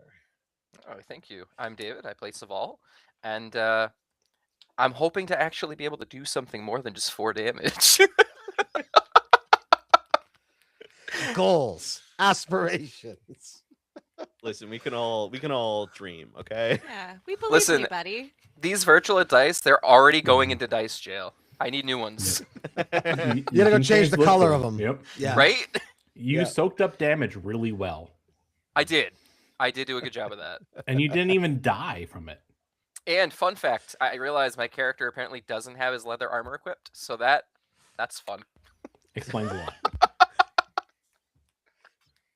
You have to put it on for it to work, David. They were Listen, supposed to I teach us thought that it in high was- school. I thought it was already equipped. I'm gonna It go do that can't- right on a now. banana. It can't just be in your wallet.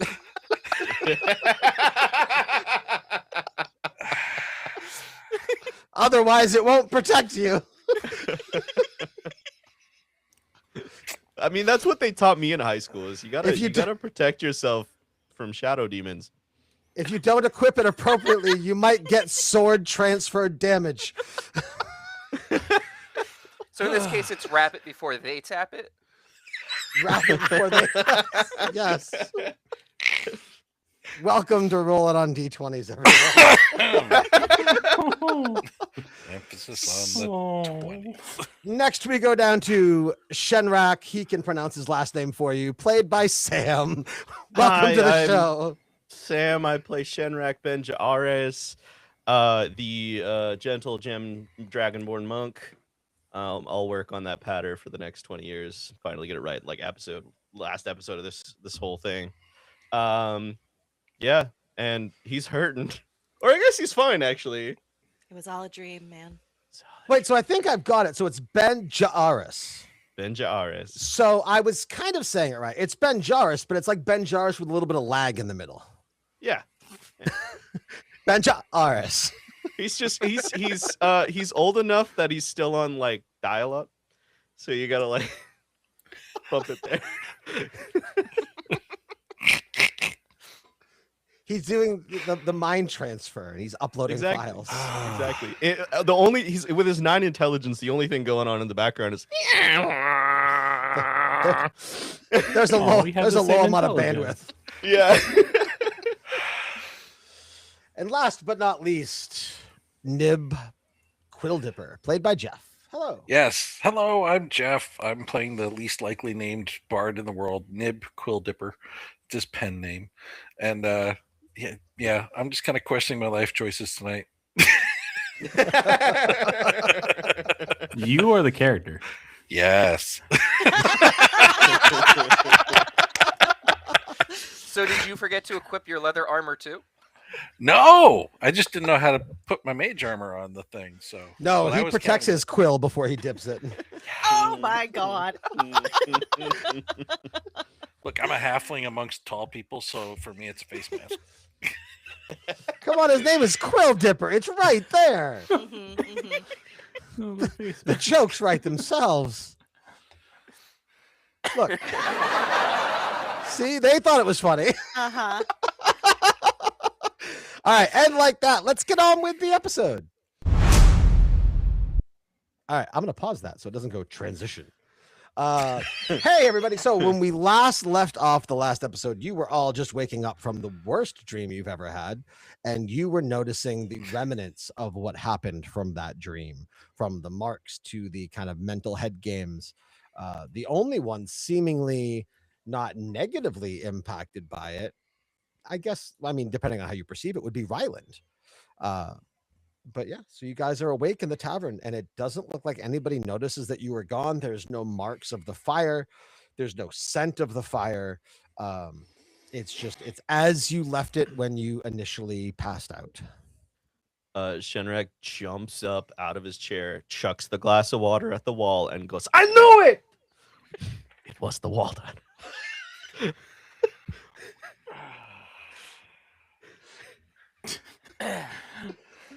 Ryland is just sitting there quiet with tears in his eyes. Saval's gonna say, clearly the opposition knows we're coming. Yeah, Why? yeah, that seems. What do you mean? That seems like Yeah? They must probably. have an informant of some form at the Elven Council. I wouldn't put it past them.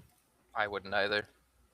I Money mean, you're speaks in elf high too. class. Are you like a plant? Did you set that up? Did you spike I the was gonna water? say, or one of you people is a double agent. We have 2 high elves, and the high elves so far were dicks. As you guys are discussing and chattering in the distant background, being aware of your surroundings and what is outside the tavern, you know that it's toward the direction of the docks.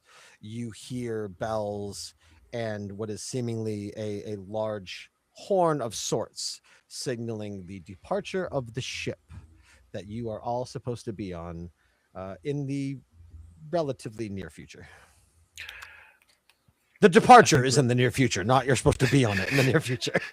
Everyone, I think that's our cue to leave. Yeah, Yeah, there we that's go. first call. We gotta Yeah. go check our bags and stuff. So, Should we take the water? I mean, I think we should take the water. That's a We good should take the idea. Definitely take the water. Yeah. That's an yeah. excellent idea. take the Excellent water. forward thinking.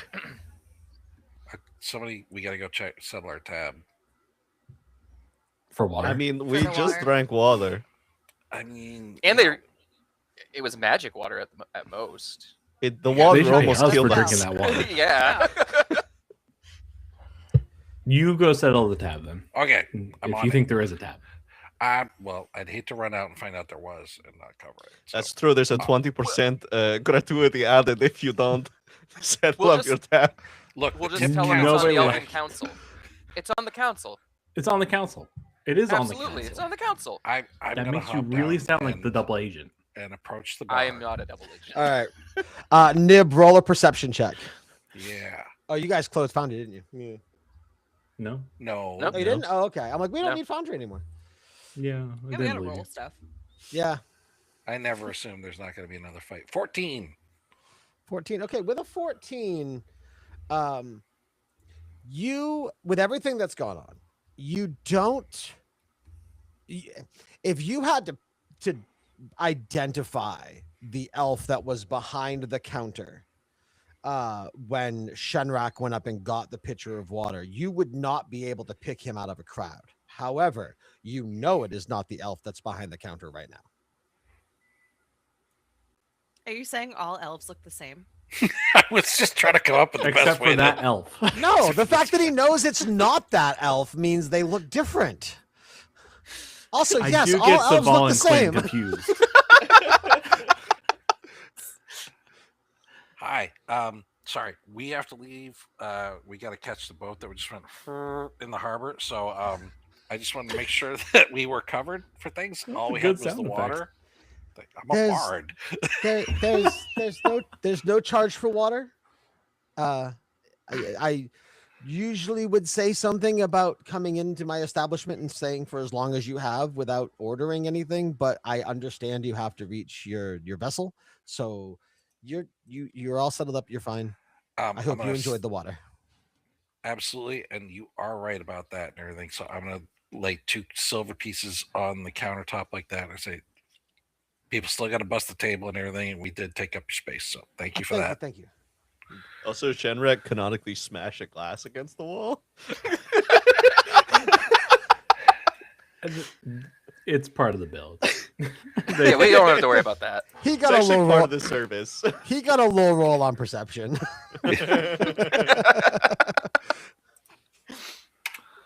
Okay. I'm gonna assume I'm outside, and we're walking away a little bit, and I'm just gonna cast message and send a message over to Nib and just say, ask. Well, I guess I don't know.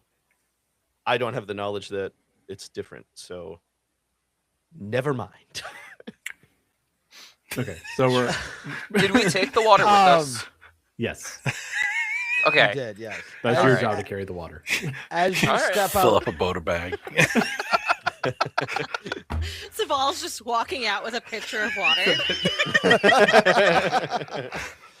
as you step outside, you notice based off of the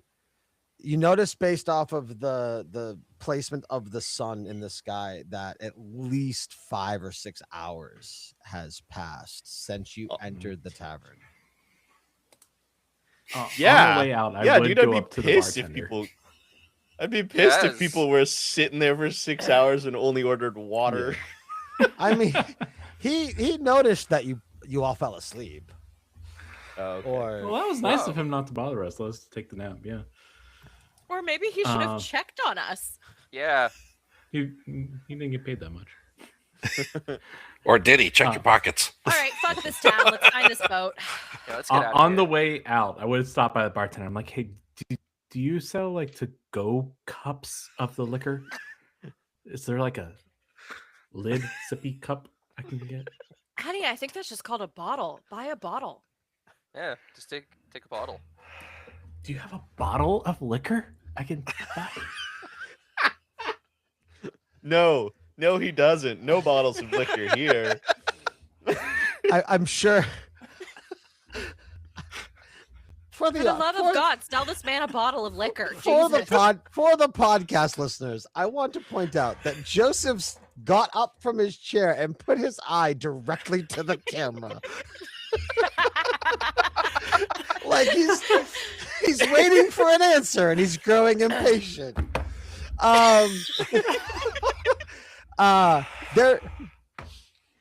There will be provisions on the ship.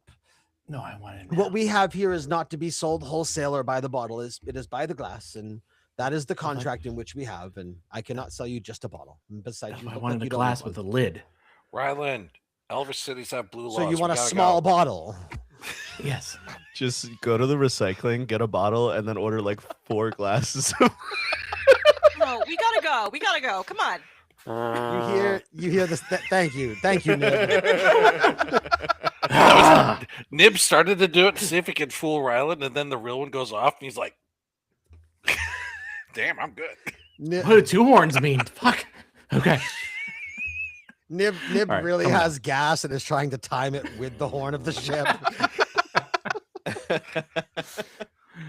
All right. Do we have some time to like grab provisions, spell components, stuff like that on the way out to the boat, or are we run? Yes, on your way out to the ship, you can presume that you stopped in shop. Anything that you might have been missing, you stopped in the appropriately labeled shops. Cool. Unless you specifically want to interact with something, one of the shops, I can describe something specific, or you guys can head straight to the boat. Let's You should describe it let's in not detail inflict that on our everything in the listeners. general store.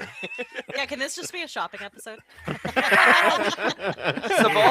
I just need we a have- canteen. We have Or a the murder pitcher of dream water. state episode, and then we're gonna have a shopping episode. And then we'll have a Yeah. beach episode. Listen, I need to get that whole murder dream out of my system. Shopping? You walk into the Montage. store, and suddenly it gets dark and foggy, and you all collapse to the ground. Roll for initiative. No, I'm just kidding. Yeah. No, I won't do it. I Don't won't. drink the water they give you in the stores.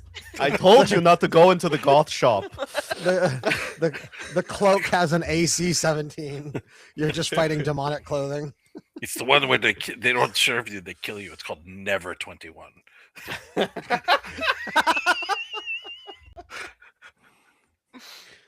No. I need Is some, there I need some- anything? Is there I need anything some support? tools along with my clothes, so I'm gonna go to Sears where you just get burned. Oh. They're gonna get worse from here. As you approach the doors, it's all boarded off, and it says "no longer open." Oh, unfortunately. And then it is in a small text that says, "We were shut down because we started our company by stealing stuff from other people and overpricing it." Yeah. Google it, kids. It's a business plan. It happened. Well, Everybody I just who knows that reference can have one inspiration, Including because the that audience. was that was a deep cut. I don't want to take it because it means I'm old. Oh. But I'll take it. If there's anything But I'll take it. specific for provisions that you guys need, if it's like a high dollar item, for casting spells or anything like that, then we can transact that and remove the money from your appropriate accounts. But I just So spent Val's 25 gold on spellcasting components. Saval just needs a canteen to put the water in. He actually, I walked out with the pitcher. I didn't care. okay, What was wrong with the pitcher? Why you want to get rid of that? I can't. it's not a cup with a lid. Exactly. I really wanted a little Starbucks cup. I can't carry this like this forever. Elven bucks. I would like to buy I already have calligrapher supplies, but I would like to buy cartographer supplies, specifically for charting by the stars. Ooh. That's fancy. Glow in the dark ink so you can do it on the ceiling. That's actually what he's going to use it for. He just decorates his bedroom with glowing stars like he was 8. How much gold do you have on you, Mr. Shenrak? He has a lot because he sold the stuff. We talked about this last episode, where he sold the armor and the. Oh, yeah, stuff yeah, he that's didn't correct. need. That is So correct. Okay. He has 63 gold. All right. You can walk into a basic surplus and trader and artisan supply store. Cost you 15 gold for cartographer supplies. Would he give it to me at a discount if I just give him my calligrapher supplies and do a swap? Because Yeah. Quinn already has those. Yeah, you can do an even trade. Sweet. I will Um, figure. Can I pick up a set of thieves' tools? Oh, good call. Oh, healer's kit. We should all get those. I don't think I can afford that. I Yeah, have I a think I- Bear's kit. Don't have much money. we can do this in the background while we're playing, but I mean, we Yeah. We can should- you guys can walk into the store and there can be a shopkeeper. That's fine. We don't need to micromanage it all in the background. Are you guys all just gonna walk into a general store? Yeah. I mean, I'm fine Okay. with that. Mm-hmm. All right, you walk into a general store. It's your typical elven general store. There's shelves that with weapons and ammunition and different tools and kits of some sort. And there's an esteemed, very tall elf, taller than both of the elves that are in the party. Very well dressed, well kept hair, cut very evenly. And he looks at all of you, and says, "Well, aren't you a rowdy looking bunch? What can I get for you all?" Thieves' tools. Very, very quick to the point. 25 gold, madam. Healer's kit times Can I 5. offer you perhaps 10 gold for that? Roll persuasion with. I mean, you're also an elf, so roll like you're asking them bluntly, so I would say disadvantage, but you're also an elf, so advantage, so they'll cancel out. Just roll a straight roll. 19. Wow. Okay. Sure. I don't have a family to feed or anything. Here you go. Thanks. That's sad. And I'll Wow. just walk right back out of the store and kind of just watch the street while everybody else is inside. Okay, very good. And then healer's kit. Somebody said healer's kits. Yes. For each of you, one of each. I can't afford a healer's kit. I will get. How much is the healer's kit? It Five is- gold. Typically they're 5 gold apiece. If you're buying all 5, I'll give you 5 for 20. I like it. Okay. Yeah. I will buy those. Do you, and do you love it? Do you want some more of it? I can sell you 6 if you would like. You're walking on thin copyright ice.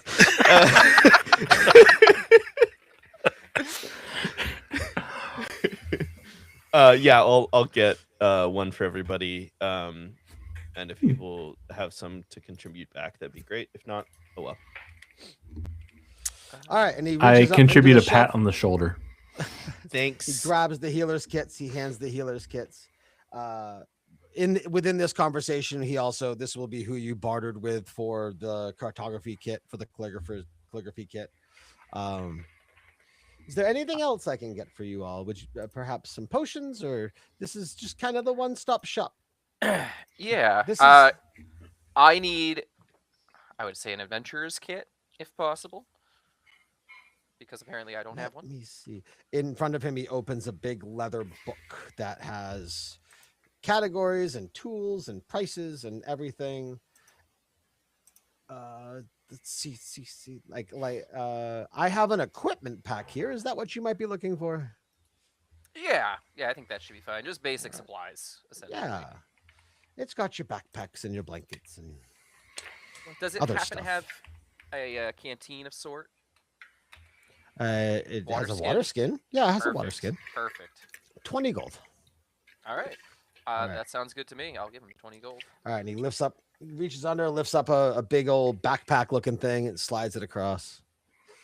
And then I'm going to go ahead and take 5 gold and hand it over to Shenrak. Because I wanted to make sure I could afford what I could first before pitching in. That's fair. Thanks. The 25 gold worth of spell components I was trying to get was 25 gold of powdered silver. So I don't know if that'd be from him or from another. For any type of magical items, you're gonna go across the street. I don't keep anything magical over here. We used to keep it all together just for travelers coming in and off the ships, and bad things happen. So you gotta go see my compadre on the other side of the road. I can Okay. find a I'd go compadre. do that. He will walk across the street. He just Yeah. turns around and leaves. There's we a go sign, walk there's a across the sign on the street, door yeah. that says closed. Shit. Oh. I knock on the he'll- door anyways. You knock and there's no answer. As Shenrak- as the foghorn blows again, you hear the pit pattering of feet running down the cobblestone walkway toward the ship, and through the crowd you see the smallest elf you've ever seen. It is almost unrealistically small for an elf. It's barely taller than Nib, but other than its crazy height or lack thereof, It is very much so an elf. The ears, the slender, like just kind of stick figure type body. And he goes, don't wait, I'm here. I'm sorry. And he rushes up and he turns the sign to open and unlocks the door and goes in. I think that's one of the never seen but often spoke of Keebler elves. Careful, you're awfully close to the copyright ice. I tried really hard. I tried so hard to copy the voice. Okay, well, all right, Ryland, would you like to go in? Yep. So I walk in. Simple. Doesn't need to be fancy. I need to trade this 25 gold for 25 gold of powdered silver. No problem. He opens up a book very similar to the book that you saw. It's kind of the log book of what's in the store. What was it? Silver powder? Yes, powdered silver. So I can cast one spell one time. Okay. You might be able to get an arcane focus. Time for that. I don't cast arcane spells. That's fair.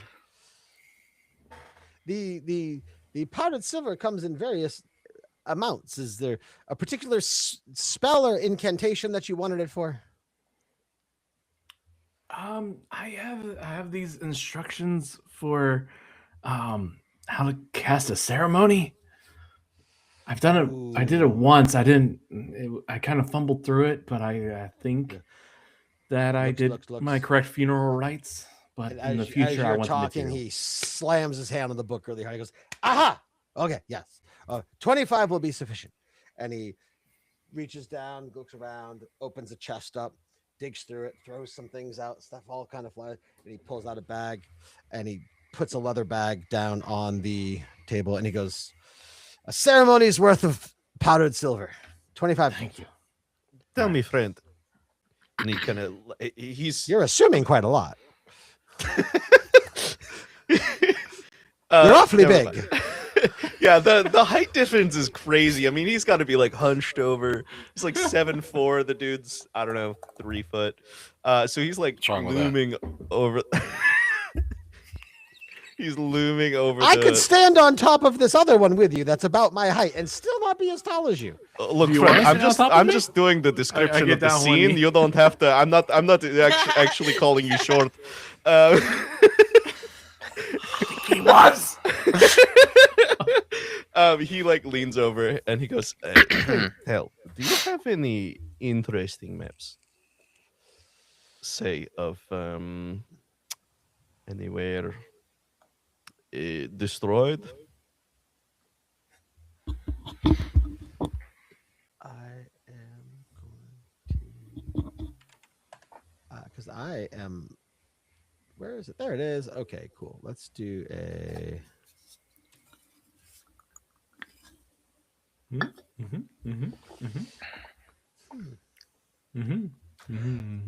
Any. I mean, I have lots of maps. Most of them are magically enhanced. I don't know if it's what you're looking for. Can you I'm be more looking- specific? I am looking for intrigue, for lack of a better word. I'm looking for Are peculiar. you looking for adventure? Are you looking for historical research? Are you looking to find more, lost treasure? more in the vein of lost treasure and adventure, but also ideally anything pertaining to the Sundering would be excellent. Oh.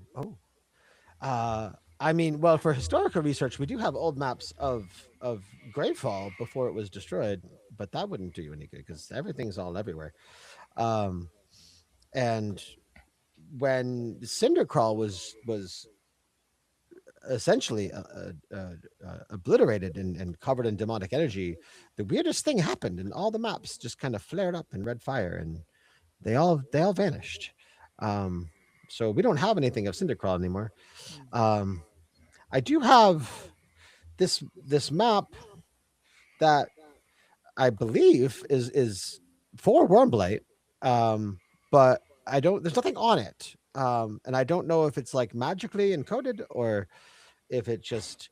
But I mean, I will make you a deal if you can have it, and if you can decipher it and get something to appear on it. All I ask is that you pay your thanks to me by maybe coming back and donating a little bit of what you find. And if you don't find anything, then, well, woof, that's that. Whatever. Well, that sounds excellent, my friend. Absolutely. Do you have also? We have an interesting situation. I won't bother you with how we go about it, but do you have anything that might point in the direction of something you want, or something you I remember? believe your finger can point in the direction of something you want. Okay. I think you know what I mean. These elves. I mean, word travels quick around here, and I believe you're the guy who thought that the water was special, right? Okay, but it turned out the water was special. Okay. I'm just elfing with you. That's It's an interesting adjective. elfin. That's a new term I just made up. Yes, Don't tell elves me, but known yeah, for our comedy. He kind of leans a little No, closer we are and he not. goes, That's why I made it up. so this guy here, he says, or I suspect he will say that he's from Greyfall. Now, I'm not. if Me? I'm you not from don't Greyfall. have, you're over there looking at something else. Oh, If you, what I'm curious about is if we wind up there, I want to put something in his hand that might point to something interesting. Oh, you mean Cindercrawl? Yes, that's the bitch. You're in Greatfall. Right. You are the water guy.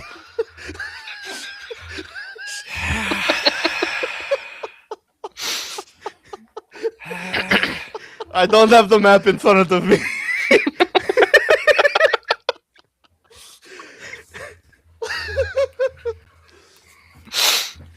As I said, Cindercrawl is when it got obliterated, and like you can look when you go out to the docks. If you make your way down to the docks and you look in that direction, it's quite far from here. It's quite far. But if you have a monocular or a binocular or anything that will let you see, you can see almost like a red dome of demonic energy.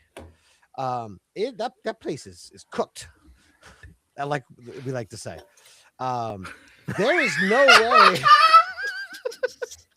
I'm sorry. Did Open you establish that cooked is a canonical term? You know what? I love it. I'm going to take it back to Stonevest. There's no way that guy with you is from Cindercrawl. Cindercrawl was destroyed 246 years ago. You're right. And We're on the same page. Between you and me, he does look a little ratty, but like, there's no way he's 246 years old. I'm not even that old. I mean, I'm 60, but I at least look like You look it. 45. Okay. All right. You're Okay. Well, good talk since. Bye. Hey, Rylan, you want to go? yeah, it took forever. Did I hear you're 60? My God. I Yes. see them walk out, and I'm just like, so how was that? That was elfin fun. As you guys walk Oh, we're out, I doing think that he's now. cooked.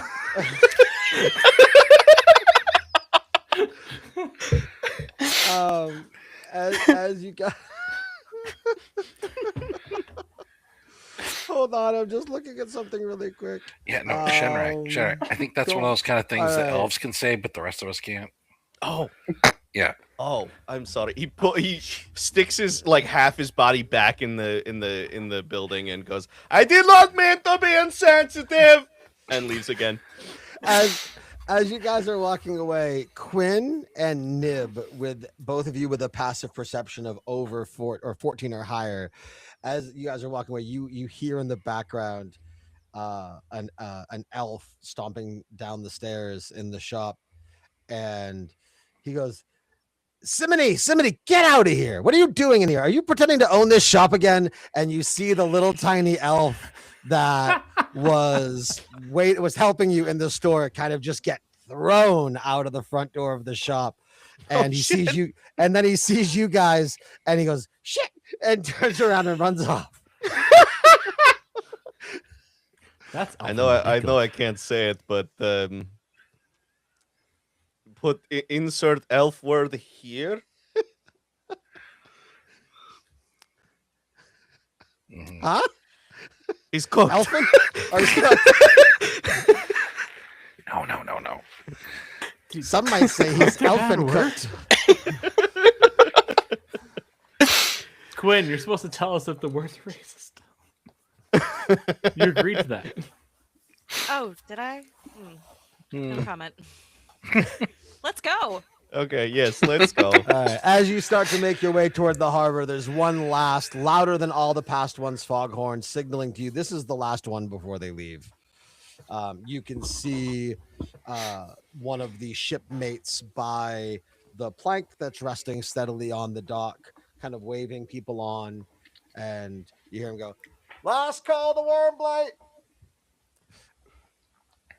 Haul ass. Yeah. Yeah, we're all running. Pots are Yep. Hold that clanking. ship. All right. He sees you and he waves you down. And as you guys approach, you see about a mid-sized vessel. There's nothing questionable, nothing shady about it. Like there's no reason. You all have a relatively decent passive perception, so there's nothing that is like you have to worry about really investigating before getting on. You run on. Why It's are like you he knows laughing us. so hard? It's like you know us. Right. It's like they're gonna stop. Trying to get you off this goddamn island before we spend 3 episodes in the same 20 feet. Actually, Investigate the I stairs forgot going the up, question. Investigate the doors. I forgot the question I had for the council. I'll be right back. We're actually looking for real estate here now. We're gonna open a water shop. All right, this is the end of the season. Next episode will be season 2, The Real All new Housewives of Greyfall. Everyone's buying real estate. As you get on, you see that the ship is pretty well populated. You see traveling traders. You see some other fellow adventurers. With a 16, right? Yeah, with a 16 passive perception, Quinn, you definitely notice that there are some people on the ship that, I guess the best way to say it is if you were traveling alone with being like a hunter and kind of distrusting of people, and like you would kind of want to keep to yourself, almost the way you instantly went to the dark corner in the tavern. There are other people on this ship that seem to be carrying themselves in the same way. But not necessarily for any reason, but just other people that are like they have no desire to socialize. There's just one room in the boat that has like extra corners for people. Only dark corners. A bouncer that I'm counts. not on as- OnlyFans. casts I'm on darkness. Only Dark Corners. Only dark corners. Jesus. Only dank. There's one room in the ship that nobody can do anything in because every corner they're just having like a dark corner off. In the room with all the dark corners, they persistently have a spellcaster there who just keeps casting prestidigitation, so each one has its own dark cloud over it. Oh, that's the dream, man. And with one final blow of the ship's horn, you hear the anchors coming up and the ship sets sail. Now, we can do this one of two ways, and I will leave it up to you guys. The journey from Gravefall to Wormblight would be about a week. And so we can kind of like montage it, and you guys, I'll give all of you kind of like one cool thing that you would have done on this week-long journey. If there's any particular conversation with like a random NPC, maybe you're just picking a brain and getting some information, or an interaction with one of the other characters in the party, you can do that. Or we can just sleep away a week and you can be arriving on the shore of Wormblight Harbor. I will leave that up to you guys. I'm down for a montage. Cool. Montage sounds cool. Yeah. All right. Actually, Always montages. correction. It's just a montage of everyone on the bow of the boat doing like a Rose and Jack thing. Yeah, no, I'm not doing that. I can be everyone's Rose. That's fine. Is there a carriage below? Ryland, decks? you whore! Paint me like one of your tiefling Elf girls. elf girls. Ooh, I don't know. about that. Ugh, Yeah. ugh. Yeah. I don't know. Nate would have to do a French accent when we come back to Gravefall then. Hey, I watch plenty of Jacques Z. Whipper. I can do a French Oh, accent. no.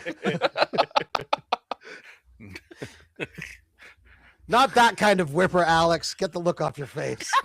No, I'm just excited for your French accent. Oh yeah, no, it's not happening.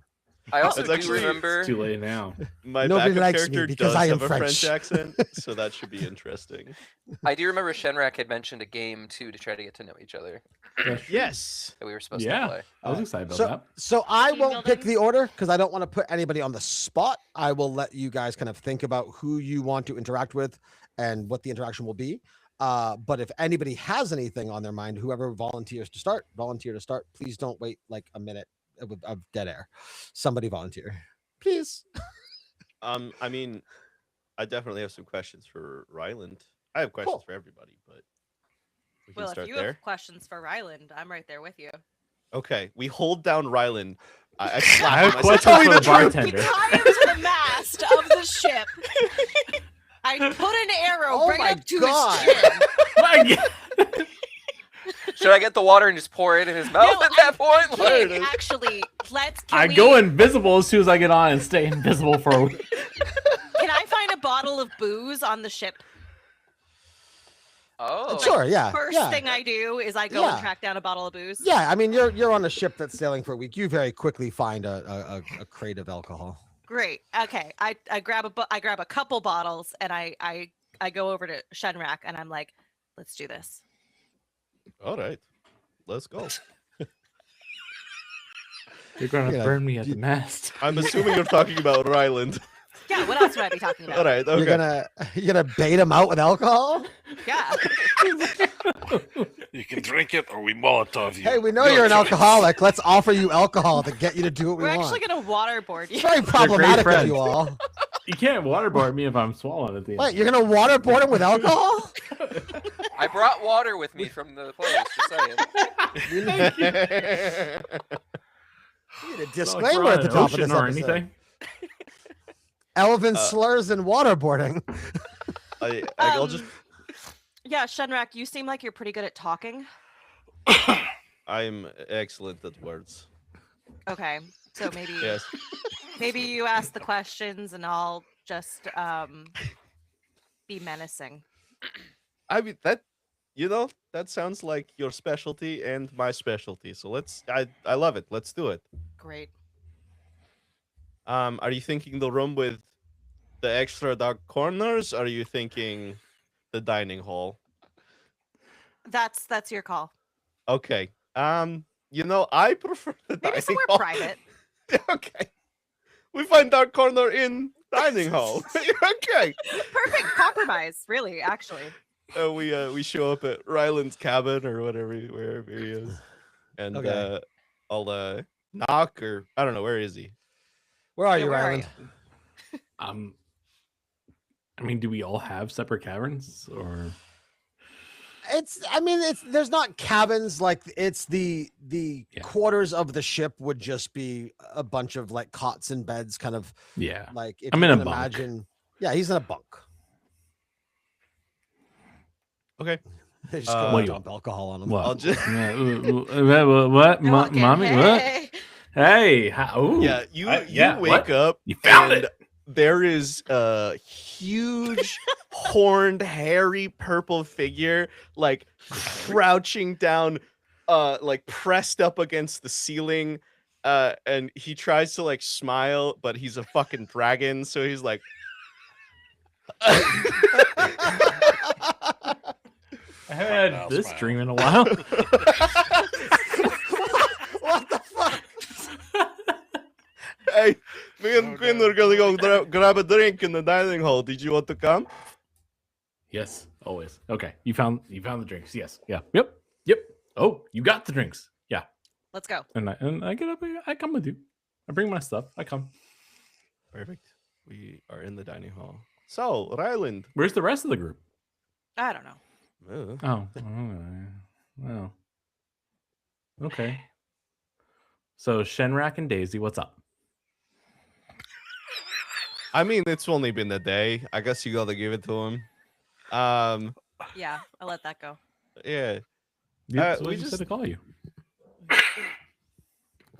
We had an interest in your magics and origin. Just to Okay. be straightforward. To be So fair, I- you're the weird one here. Like you're the one with the weird stuff going on. I mean, you're I am like 8 feet tall and a Yes. dragon. You did breath things. Maybe. I know And I you- said I wasn't going to talk. I'm really sorry I'm talking. Maybe You're it not would gonna help talk.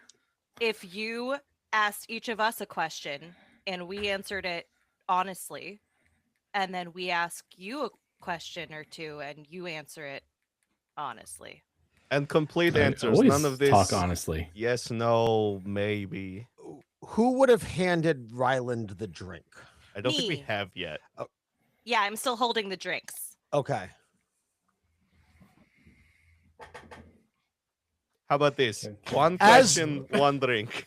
So as Ryland is reaching out for the drinks, once again, Quinn, with your high passive perception, you very quickly notice how different the tips of the fingers of the hand that you wouldn't know. Well, I don't know. No, you were there. You would know this. But Yeah.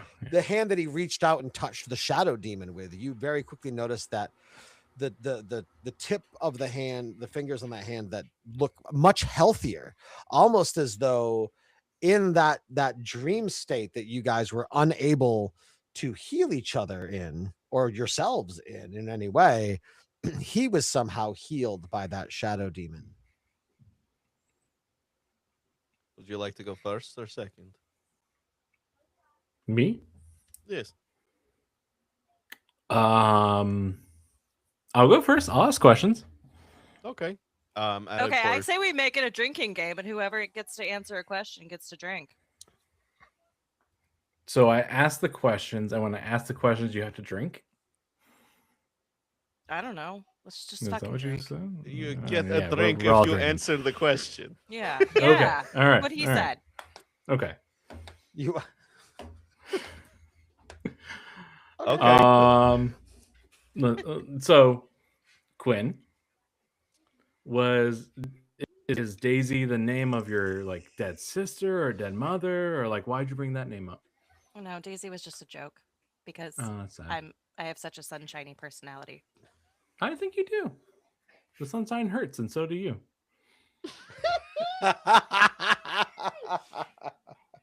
Thank you. That was your question? Yeah, that was it. Okay. Shenrak, how'd you lose your foot?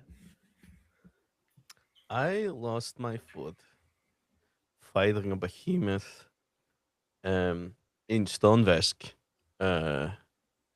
rather early on in my adventuring career. One of my companions was down, and in order to save him, I had to keep a door open. And the only thing I had at my disposal was myself, so I made a decision. So you had to hold the door? No, I put my foot in the door and it got crushed. And then the gangrene set in, so I fucking cut it off. I didn't know you wanted the gory details. And he will just Is that Very why you were so admirable. set on the healer's kit? I mean, No, it is no. paramount for every adventurer to have a hero's kit. When Mhm. one individual goes down, the others must have some ability. Nib won't always be the one up all the time. We will all suffer as we adventure together. No, that was very righteous of you. Good job. Okay, your turn. Well, now it's one of your turns to ask questions. Right, that's kind of what I meant. Yeah. Tell me why you think Cinderfall is still it was not long ago. Let's start there. I know that my memory is a little funky. I haven't been thinking straight in a while. I feel like I don't remember it being as screwed up as people say it was. And Shenrak will reach across the table and take the drink back. I'm going to need much more than that. I don't understand the question though. You asked me, And he drinks his drink. And he puts it down. If you do not answer the question to the satisfaction of the others at the table, you do not get the drink. Shenrak, roll perception.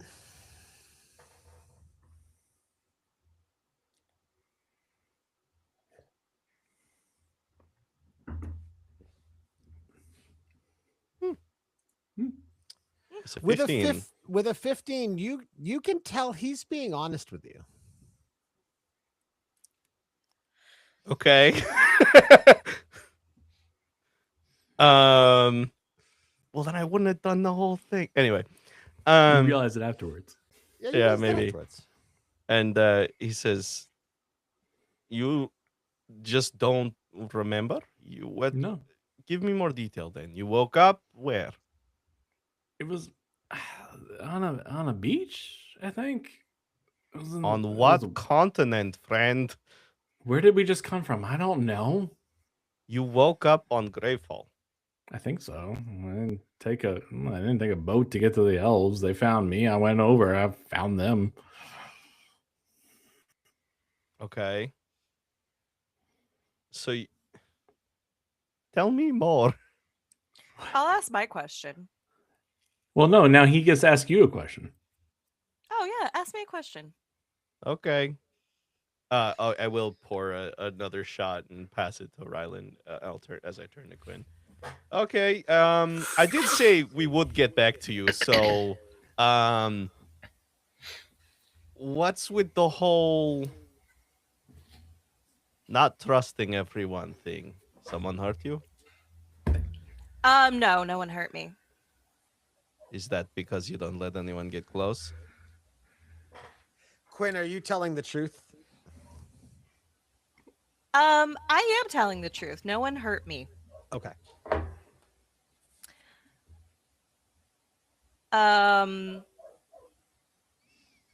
Yeah, no, it's safer. It's safer from a distance. You've Alrighty. seen people get hurt, so you know that. Yes, but I would not trade my relationship with those people for safety. He's right. But right. you have earned your drink by all means. Cheers. Okay, Quinn, you had a question?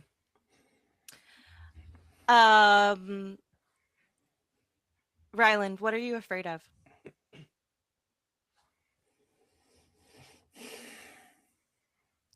Rats.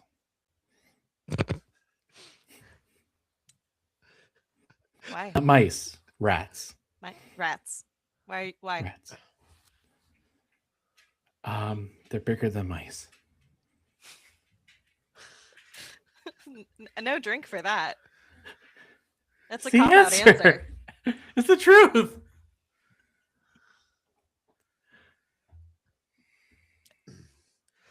Ryland, Yeah, I second no roll- drink for that. Ryland, roll deception. Yeah, that's honestly fair.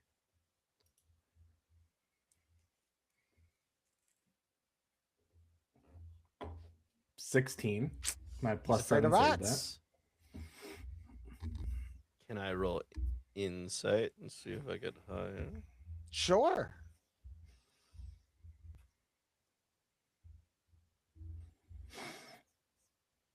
Hell yeah. He is afraid of rats, but you can also tell that there's something that he's more afraid of. Okay, my turn. What are you more afraid of than rats? I mean, Quinn didn't ask you a question. I'll tell you what. Quinn can ask me Quinn can ask me 3 questions if you answer this one. What am I more afraid of rats? What's bigger than a rat? I am not asking to clarify, just so there's no miscommunication between us, Okay, Ryland. all right. And he'll lean way fucking too close. I am not asking what you are generally afraid of. I'm not asking if you're afraid of big sword. I'm I'm asking not afraid you of big sword. what fears you. Sorry, what you get it. I'm good at word. You afraid of not. what? Most. What are you most afraid of? I won't be as good as Rygor. He pours him a double pass. That is an interesting fear. Okay, Shenrak, Quinn. Are you a man of faith? It's my turn. No. Oh, Oh, right, Actually, yeah. folks, it is about 9 o'clock. So the I will not be as good as Rygor is the cliffhanger that's- that we are that's a going good to one. end the episode on. I'm not going to do the outro music because I'm going to have to cut back to that point. But that is episode 3. Congratulations. nice. Yay. All I right. wasn't sure if we were going to be going a little over or not. Honestly, I've been watching the time and I'm like, all Yeah. right, we're going to That be was at good. about an hour-ish or so for the episode. And I was just waiting for a good cliffhanger one shot. Yeah, that was good. And I hope I'm not as the Rygor thing. Like I don't think we're gonna get anything bigger than that in the next couple That's minutes. So Yeah. that was a solid end. Yeah. Like, So we are can't officially wait. in post-show territory. Show. Let's go check the chat. CJ Verse says hi all. Chat's been kind of quiet, which I appreciate. People are kind of doing the whole like, hey, we're gonna watch and not interrupt. So that's cool. Yeah. So CJ, if you're still there, hello. And hello to everybody else. The chat room is now open. I'm going to pop it up on my screen. So if there is anybody there and you guys have any questions or comments, we're just going to be hanging out for about the next half hour or so. This is our post-show content. So feel free to ask away and we will answer what we can. But I'm going to direct it to you guys. How did you guys feel about these 2 episodes that we recorded tonight? I feel good. Yeah. Yeah. I think it was Yeah. interesting to see everybody fight, and I like the Very montage much. thing. We probably should have skipped the shopping. I think that was some of the I think that was some of the best content. You get good character development when you're shopping. Heck That yeah. is very fair. I know Yep. people shit on shopping, but you see a lot of people in the way they shop. So truth be told, a little self-reveal. One thing I am weak at with DMing is making just generic throwaway NPCs be entertaining. Because it's a sweet spot, right? Like you don't want to make them so entertaining that whether the players or in this case also the listeners, because it's a show, are like, is there something about that? Like, was there something I was supposed to pick up on? Like, are they like, why did they have so much personality or so much character? But then there's also the other side, which is like, they're just bland and boring. And then it's just a waste of time. So I liked that because like, and I think, I don't know if you guys could tell as the players, or maybe the listeners could tell, like, as we went from like the first shopkeeper to the second shopkeeper, like there was a little bit more personality, a little bit more voice. It was that whole like, okay, let's have fun with this. Yeah. So I really liked that. And because it was fun for me. So I appreciate that you guys did the shopping. Maybe a return appearance. I I mean, they're on the maybe. ship. I mean, We clearly didn't get that the name. he said his Keebler. name. I don't Oh, remember. I did. It's Keebler. Keebler. What was his name? Simani. Keebler. Samani? The first one? Sure, his name was like that. Samani. Okay. Wait, which one? Get it The on little one? playback. The The little, little one. one? Oh yeah, Yeah. maybe. Yeah. Yeah. I just believe. pulled a name quick, and so I'll go back and I'll make sure it's canonical. But The amount of times I see you taking notes, Alex, I believe you. It scares me every time. every group has one, and it ultimately winds up saving the group's ass at some point. So true. I should always take more notes. No. I have a goal that I'm going to go back probably after, now that we have these two in the books as well, go back and start writing the chronicles of our adventures. Ooh, Like, actually, just like yeah. go back through, re-listen, and write them up the way that That Nib Nib would. is going to actually Ooh. publish them That's such a good idea. Yeah, that's for a the good idea. chronicles. Very I cool. like that a lot. Yeah. I'm trying for it. We'll see how it goes. No, you know. yeah, It's one of those you have all the intentions in the world, but of course, yeah. Yeah. Keep me up to date on how that's going, because like Yeah. that absolutely is something Mhm. that could be bonus content. Yeah. Mhm. You know, like once they're done, that could be like a patron reward for that month. Like you get Nibs, Yeah. like journal entries or whatever. Let That's me know really when you're cool. I ready like for the that. audiobook. We'll do that. Right? we'll do a live reading of all of the things. Oh yeah. So we'll give the character voices, but it'll be in my cadence and the way I think the adventure went. Oh, that would be amazing. Yeah, yeah. I would love to hear an audiobook version of Nib's Chronicles where he does the voices for all the characters. Oh my god, that would Or it's just Nib's version of the characters. that's- but yeah, it's how Yeah. he perceives them. yeah. Well, and I mean, the thing is like you guys probably you could tell by the stuff that I was doing in the fight is that like all my magics are geared entirely towards shifting the fight in our direction, either making you guys look Mhm. better or making Mhm. them look worse, so that when I do get to write the story comes out better and more heroic and everything. I So love it. that's I all it's about. I love the plot twist, and especially when you used it when Shenrak was getting hit with the flail, and it was and like I even said Star Wars, it was essentially like Nib was using the Force and slowing the ball of the flail Mhm. down. And that's it. That spell can go either way too. So like if one of you guys was scoring a really good solid hit or something just really needed to go down fast, I can do it the opposite and do extra Accelerate, yeah. 2d6 of damage on the strike. Mm. So Now, That's what is super the cool. as written? Yeah. And obviously, being the DM, creative ideas will always trump what's written, but yeah. does it only affect the movement of weapons? Like, or what can you and can't you affect with that spell? I believe it says attacks. I think Okay. I will have to go back and reread the rule as written. Okay. So yeah, that's 'Cause- why I didn't try to do it with any magical attacks or anything. Like Well, I spells wasn't or thinking things, so. magic, but I Yeah. was thinking if you can affect a physical weapon, Uh-huh. then you could affect a physical being. Oh, dude, any enemy jumping into combat, you just have them slam into the ground way harder. Well, he So- doesn't- So he I doesn't have change- he doesn't I- change their direction, he changes their speed. That's what I'm Mhm. saying. Like if they're already falling, like Oh, I see. if someone is jumping Yeah. off of a house into combat, you just and they fall. accelerate them into the ground. I Slam 'em. I wasn't even thinking that. I love that. I was thinking it in like the ally sense, like if there's a long gap and Mhm. someone's going to jump it, like while they are mid jump, he casts speed up on them. That's Mm. awesome. That'd be a Like little I absolutely would 100% be okay with you using that in that way. Okay, I'll think of that because I also I do have a couple others that I didn't use in that fight because I thought we were going to need healing.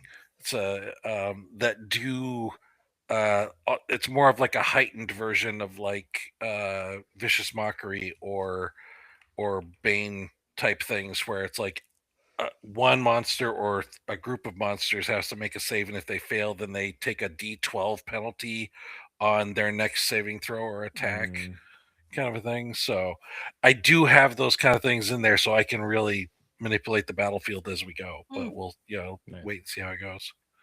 Cool. And yeah, I love the one where I can put the fear of the the haunting visage thing there. That's why I was like, That's so cool. I have some other things. Like I told Nate, I said I was going to do some props that he carries like up his sleeve or something, like googly eyed things or something. Like it's just to throw them off their balance. It's like just doing random weird physical comedy to impart the magic on them, and then they're just like completely shook. Is how I took it. So I love it. especially just being this little Absolutely. 3-foot halfling. I'm like, I can't be. If I was playing Shenrak, I'm like, yeah, he could just go all full dragon on him, and then it makes sense. But I'm just not scary, so I have to do something. You I were feel pretty like scary for a Nib minute. should encounter a pair of like medieval stilts at some point. How is everyone's character feeling about the adventure and the other characters at this point? Well, you know how I feel. That's true. Yes, we do. Yeah, after the hellscape of that dream encounter, I think Quinn is actually feeling more comfortable because she's seen that everybody is a pretty capable fighter, even in a pretty abysmal situation. So I think at this point she's like, all right, I'll get on the boat with these people. That's fair. I thought that monks could deflect missiles and like catch crossbow bullets. So did fucking So- I. So he's a little questionable about you and Saval right now, but I mean, he did Matrix over somebody's head, and you did do good a at force- that. Yeah. So I mean, he and has the some stuff. Coyote Ugly dance. I mean, that was fantastic on the table. But I do feel bad, Saval, that you did not get to like. Yeah, I Go did not off. do much at all. We're gonna It's- get you in there, don't you? I- I don't think. I blame my patron.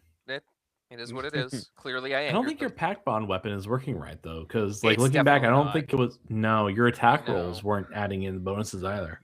Yeah, because I'm not proficient naturally with the great sword, but the nice part But about you the packed become it, weapon yeah. is you become proficient with it and you get the charisma bonus. Hmm. So you should be dealing a lot of damage, and then Yeah. eventually you get the bonus attack, and all you do is just cut things in Right. half. And yeah, Like for my shillelagh, the way it worked is after I cast it, I had to drag the item into the chat and put it on my shillelagh. Mm. So I don't know if there's like some version of that with your packed weapon. Or... I think it would be a good use of our time just because we all had issues. We might want to just practice combat with this system. I wouldn't mind that at all, because Alright, I am Yeah. reading back, and I was so absorbed in trying to figure out everything else. I could do all of those things you were talking about, Joseph. So I know you maybe did. maybe what we can do I is, hinted at it. maybe what we can do is where we are talking about doing like that in between session, like 45-minute, hour-long meetup. Yeah. Let's just do like a skirmish with the characters. I Yeah. can throw together a quick map. We can put some monsters on the battlefield, and we don't even have to like do like full initiative rolls and turn based. We can just do situational stuff where you can try and Yeah. cast spells, and Yeah. then we're not trying to quickly look for something because we're playing and we're doing a show, but you can actually read stuff. Mhm. Super Um, down. and let's Also, do that for our next little group meeting. Yeah, I'm getting Turns to out I that. didn't have to do Step of the Wind to get over to the table because I can move 40 feet. It's going well. I've literally never played a monk before, which Monks is are complicated. I was Yeah. very They're funky. excited, but like also, yeah, it's all reactions and bonus action.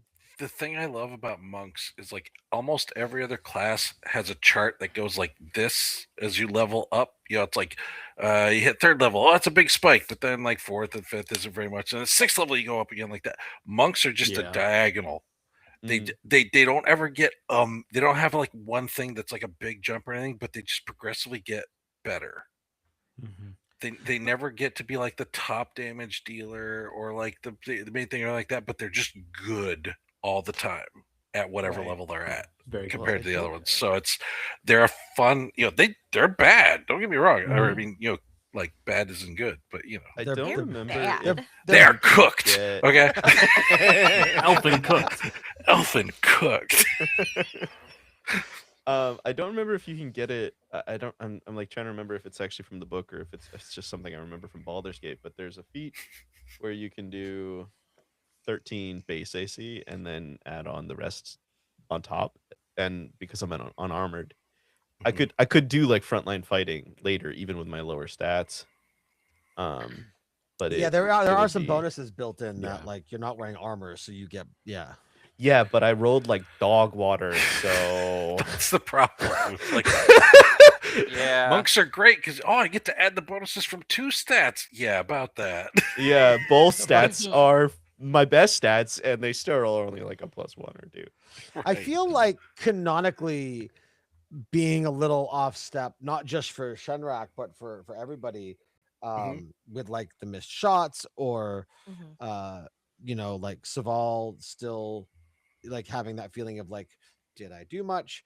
It was a dream state. So like there is Yeah. that like storyline wise, you may not have performed in that demonic dream state as you would have in the battlefield. Mhm. So canonically, if that- we do the practice session, right, and everyone learns their characters a bit better, it makes sense that like you don't magically have these new abilities, you're just not in a dream state anymore. Yeah. So I think it works. Yeah. It works that Yeah. way. I think that point's really interesting because I'm gonna say Shenrak did more athletic stuff than he would normally do, jumping Yeah, over people. because he's in a dream. yeah, so, because he's like, an old dude he's- in a dream. Yeah, so he's Yeah. gonna try to do all the kung fu Mhm. stuff. Yeah. I like that. Actually, I was gonna ask you.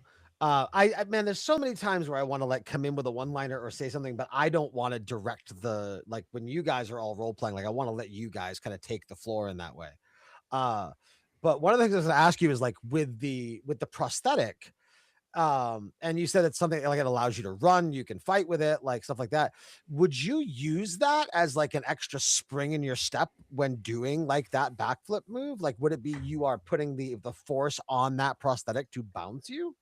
He very well may. I sort of see it as he's like he has basically he has 1.5 legs, but he also has like a tail that I'm kind of flavoring as like compensating for some of the things that he would normally that's do with his cool. foot. So he's running and his tail is kind of behind him keeping balance where his foot would normally be fine because he could just use the muscles in his foot. But then like when he's flipping or something, he can kind of treat it almost Got like that a kangaroo kangaroo. tail Yeah, situation, exactly. yeah. Yeah. Yeah. And so like maybe he's using it to spring, but he's also just the tail is just flavor because his disability is just compensates to equal one Right. regular person. Does he use the Worth of tail movement. for like balance and sometimes to stand or something? Oh, for sure. For sure. Yeah. I think an interesting arc for Shenrak would be if he got more disabled, losing his tail or something, or if he lost his foot, like he just couldn't get it, then he would have to go to crutches and he would basically be entirely useless for combat for a while. And that would be very interesting. Really shit for combat, but it would also be an incredible character arc. Although I'd have to think about it because he's already done a lot of self-actualization, so like I'm not sure if he would be super affected by it in the way others would. I don't know. I'd have to, but it's interesting to think about. For sure. There's definitely several directions and paths that the growth for that character could take. Yeah. Anybody else on the idea of your own character or interactions with other characters? Yeah, one thing I didn't get a chance to get into in either of these 2 episodes was I wanted to have a conversation with Saval at some point about like, hey, you're a high elf, I'm a high elf. Why the fuck don't you like high elves? You know, but that there was never like a natural opportunity for that conversation. I'm Right. really looking So- forward to that conversation Yeah. between Nib and Saval next next time in the montage on the boat. Yeah, y'all are off Or- doing something. I mean, whatever you guys wind up. I talking wasn't about, invited but- to the waterboarding party. That's all. Yeah, No. yeah. No, I feel No, bad I that was- we're I not was all totally asking figuring- questions of each other. Yeah, I was totally gonna go over and take that time to do something like that, like post fight kind of a thing, and being like, hey, we got to make sure we all Hmm. know what we're capable of doing and stuff. And I saw you did some neat things there, so I wanted to make sure that sort of a Well, I was- conversation. But yeah, Mm. I was thinking kind of for the next episode, like, it will be that cliffhanger because I feel like, and correct me if I'm wrong, because I want to obviously allow the agency, but I feel like that big bomb drop of not wanting, like, how did you Mhm. word it? Was it not So the wanting line to? was, what are you most afraid of? You I will wrote the not quote be as down. good as Rygor. Okay, of course she did. Are you surprised? You're welcome. so he's afraid of not being as good as Rygor. So I feel like that type of bomb drop, like I'm picturing it in my head if it was like a television show, Mhm. right? And if you had Shenrak and Quinn and Ryland like at a table sharing drinks over these questions, that would be the cut to black. Mhm. And yeah. then sure. when we came back from commercial break, it would be like Nib and Saval. Yes. Yeah. Mhm. You know what I mean? Agreed. And then so I feel like if you guys want to kind of open up like a three-way chat in Discord, and or I can open up one because obviously as the DM, like I would be privy to the information as well. And like maybe there's like one more question each of you ask, and there won't be any roles for it. There won't be anything like that. And then Joseph, at that point, if there's like that something that would tie in with that fear, if there's maybe like one other thing that you would want to kind of reveal, and that will be like an off-screen reveal, right? So, and then that way it's known to Shenrak and Quinn, Mhm. and then that way that's some canon knowledge that you guys can play with in dialogue Cool. with Ryland. But obviously Saval and Nib weren't there, so they wouldn't know. And then it Yeah. also leaves a big reveal moment for the audience. Yeah. Does that make sense? Is everyone I think cool with that's that? Perfect. Yeah. Okay. Oh yeah, Cool. for sure. All right. So, and then I was thinking, so next session, we'll kind of open up with, okay, while that happened, like what were Nib and Saval doing? Mhm. And we'll give them a little bit of time to like, hey, where the hell did they go? Or whatever they wind up doing. And then we'll do one more montagey thing where maybe it's like one more day till we get to Wormblight and it's all five of you chit-chatting. We'll try and keep that to 10, maybe 15 minutes tops. Yeah. But I would like us to get to the Wormblight shore within the first half hour of the next episode. Yeah. So because I didn't want to say anything, but in my head I was thinking, oh, we're 3 episodes in and here we are back to interrogating Ryland in a dark corner again. And that's the the theme But of the we had show. to. That was a loose end that needs to get, Yeah. at least to a point Sure. where we can move forward. Sure. And I I think- agree. And actually the way it ended, I think was perfect. I know because Yeah. Joseph had sent something to me about like he was like not wanting to kind of feel like he's taking that main character position. Yeah. Right.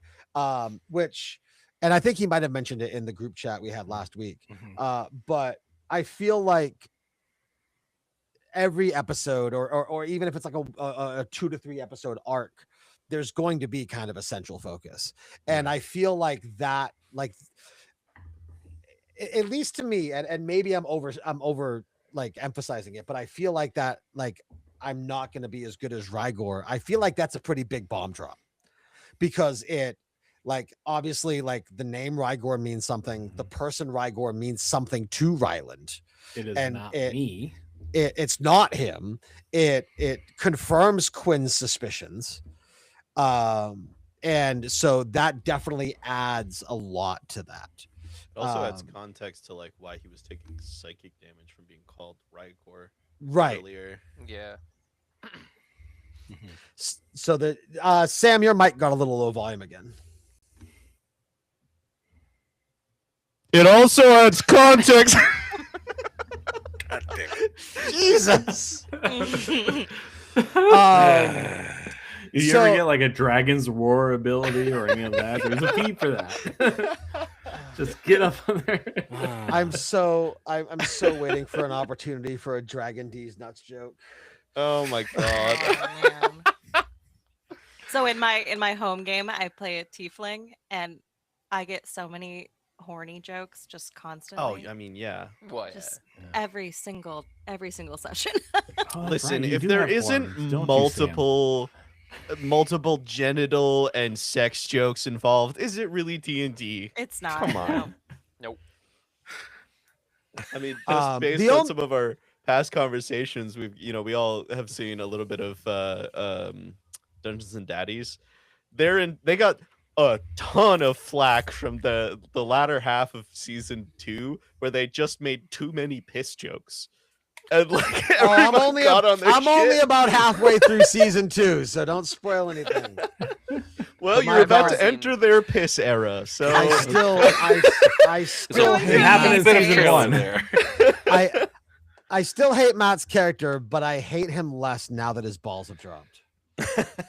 Once that whiny voice ended, but I just got.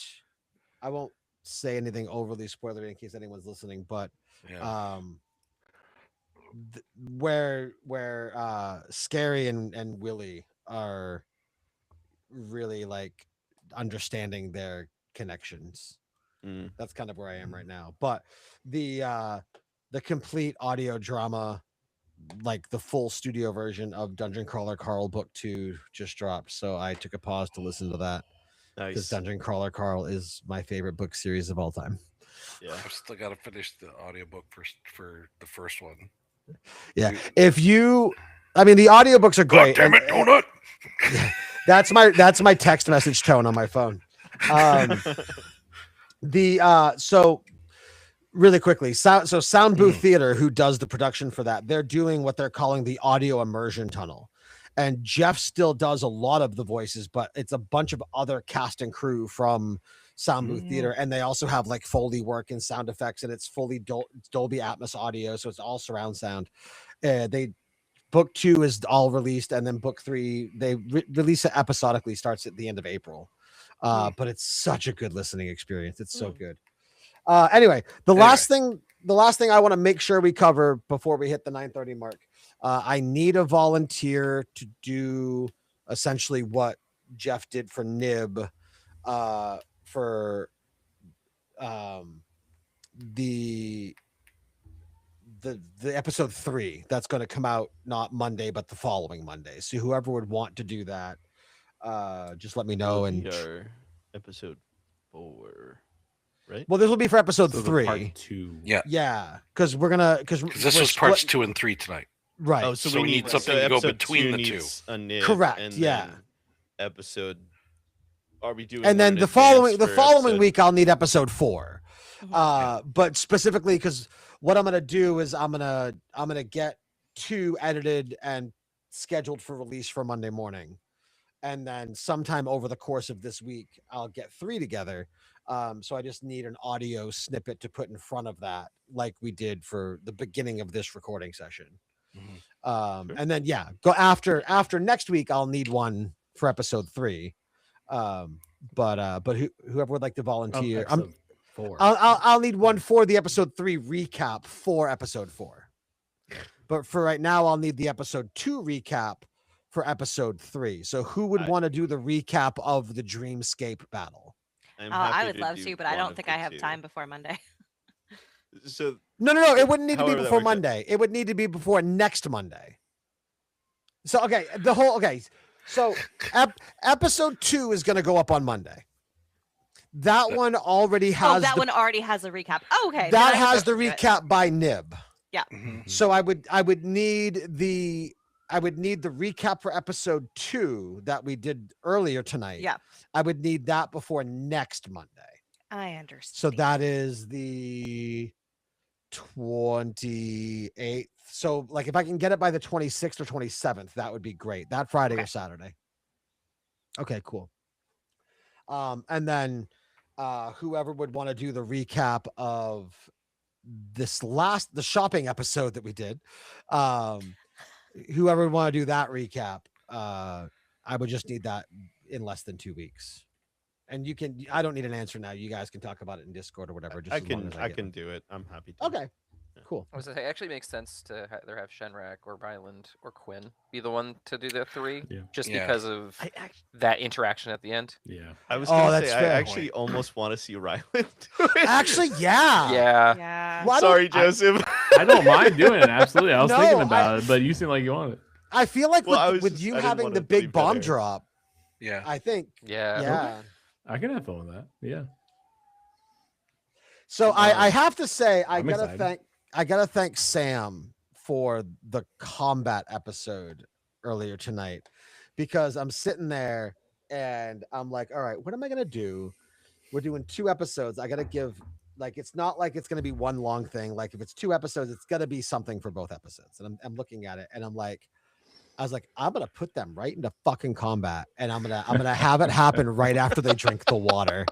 Like I am gonna go heavy Fucking water. into this. What does the water mean? thing. So See, I knew it when you were like, "So you all drink the water? You're all are you?" Oh, yeah. Yeah, we had to. You all So sip what the if- water? what if one of us hadn't had the water? Okay, Thank so God on if the he did. spot, one of you doesn't drink the water. Everyone that drank the water, it would have been the same thing, except for you wouldn't have passed out. And then one of 2 things could have happened. The bartender Either- comes over and waterboards. No. Well, I suppose it's not even one of 2 things. Several things could have happened. You know, you could have seen them pass out and done either an arcana check or something like that. And if you passed high on it, I would have been like, yes, there's something magical about that water. You see that they're not dead, they're not unconscious, they're in a magical dream state in which you could have had the agency to choose to drink the water to join them in the dream state so they weren't alone. You could have tried to remove the water, in which, depending on how you did it, I would have done like some sort of dexterity roll, and if you rolled on it badly, the water could have wound up in your mouth somehow. Or you just would have sat out for the combat. Fair enough. Just trying to cast create or destroy water on someone's stomach. No. Then you get into that whole thing where somebody tries to argue. It's like, well, it says I can create it anywhere, so I create it in their lungs. I just make sure that my players always know that the sentient body is not a container. I tell It mine depends on it's if you're a like necromancer or not.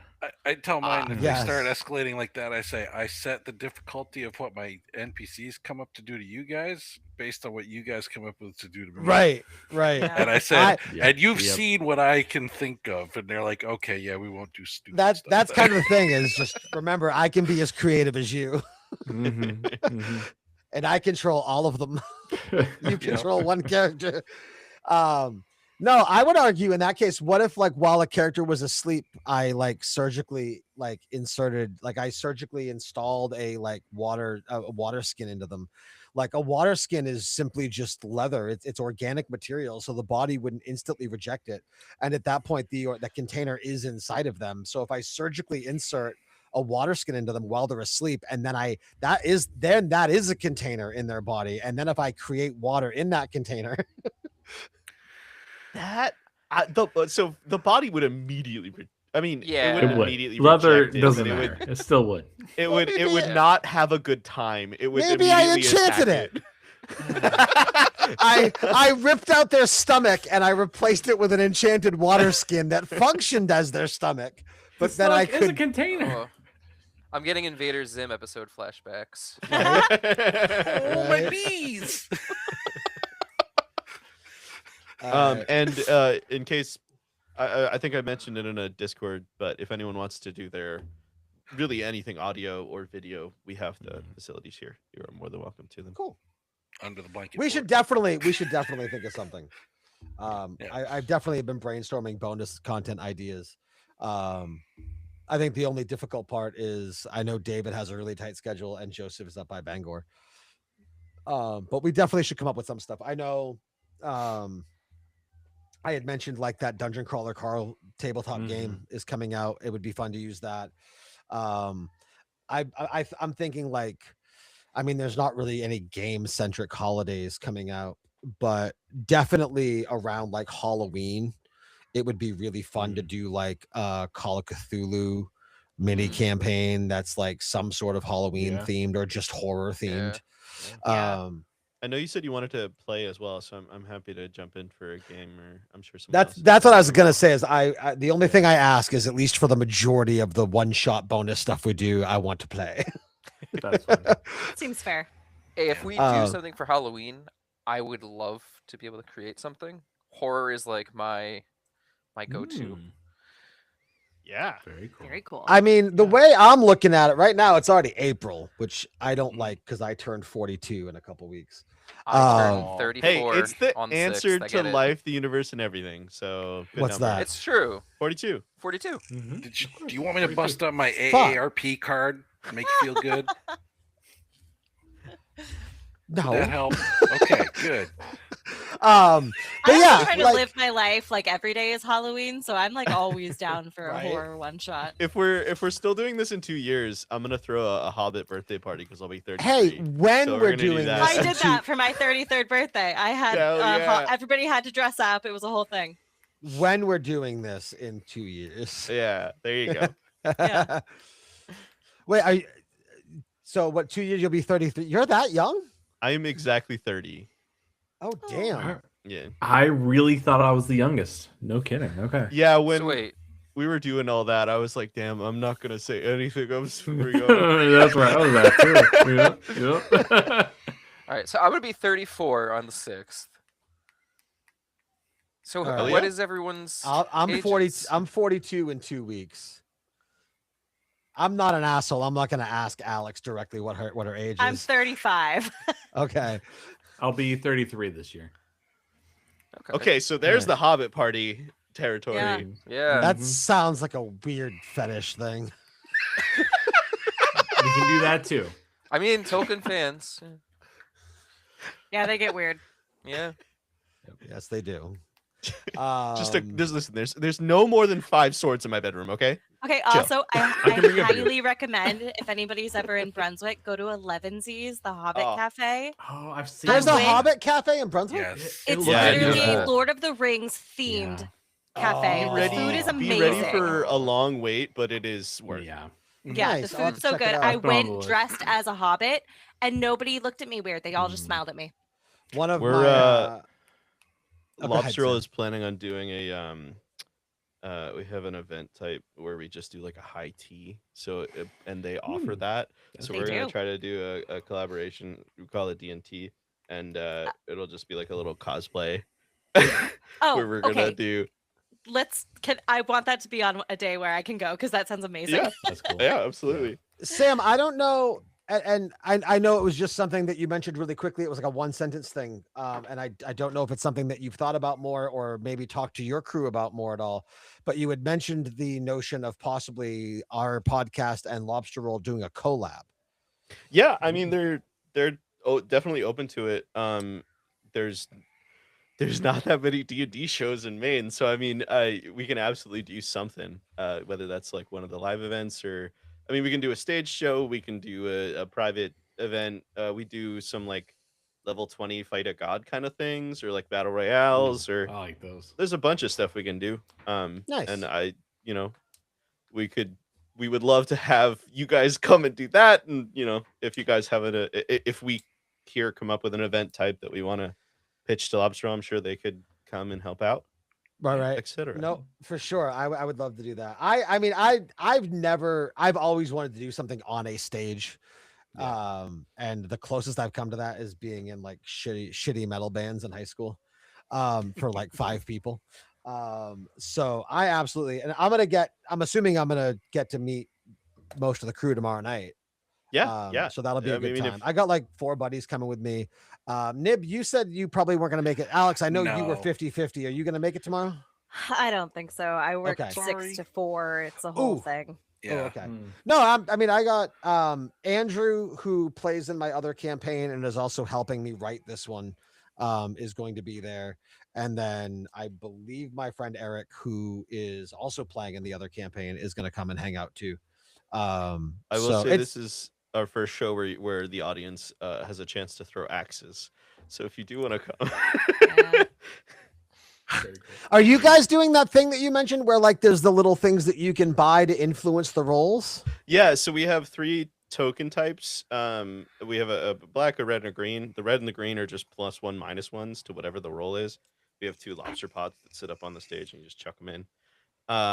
And then there's going to be a third one this time where if you throw one of these black tokens in, you can throw an axe, and it's basically a roll with emphasis. So if you get it, within like the first 2 rings or a bullseye, then that's a success or a failure if you get it outside.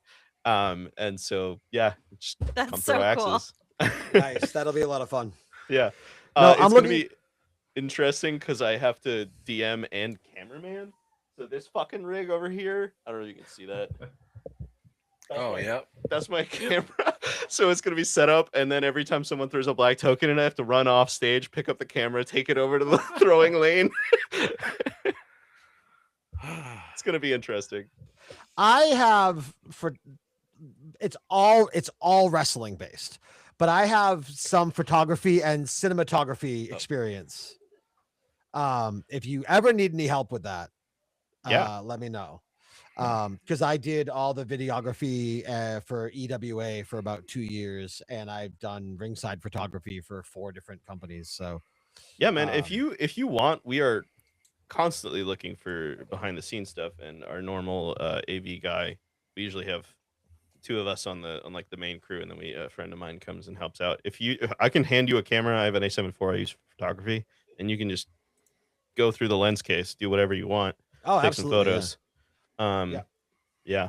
No, that'd be fun. Like I sold my stuff just because I had a mirrorless R6 Mark II, and they were still going for like $2,300.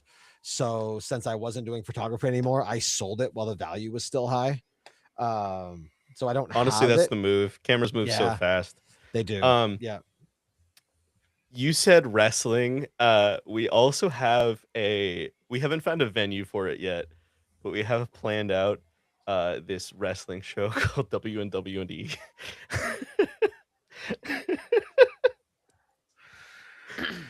Let me I'll chat with you more tomorrow night, but I am good friends with the owner of EWA, the owner of NAWA, and the owner of Limitless Wrestling.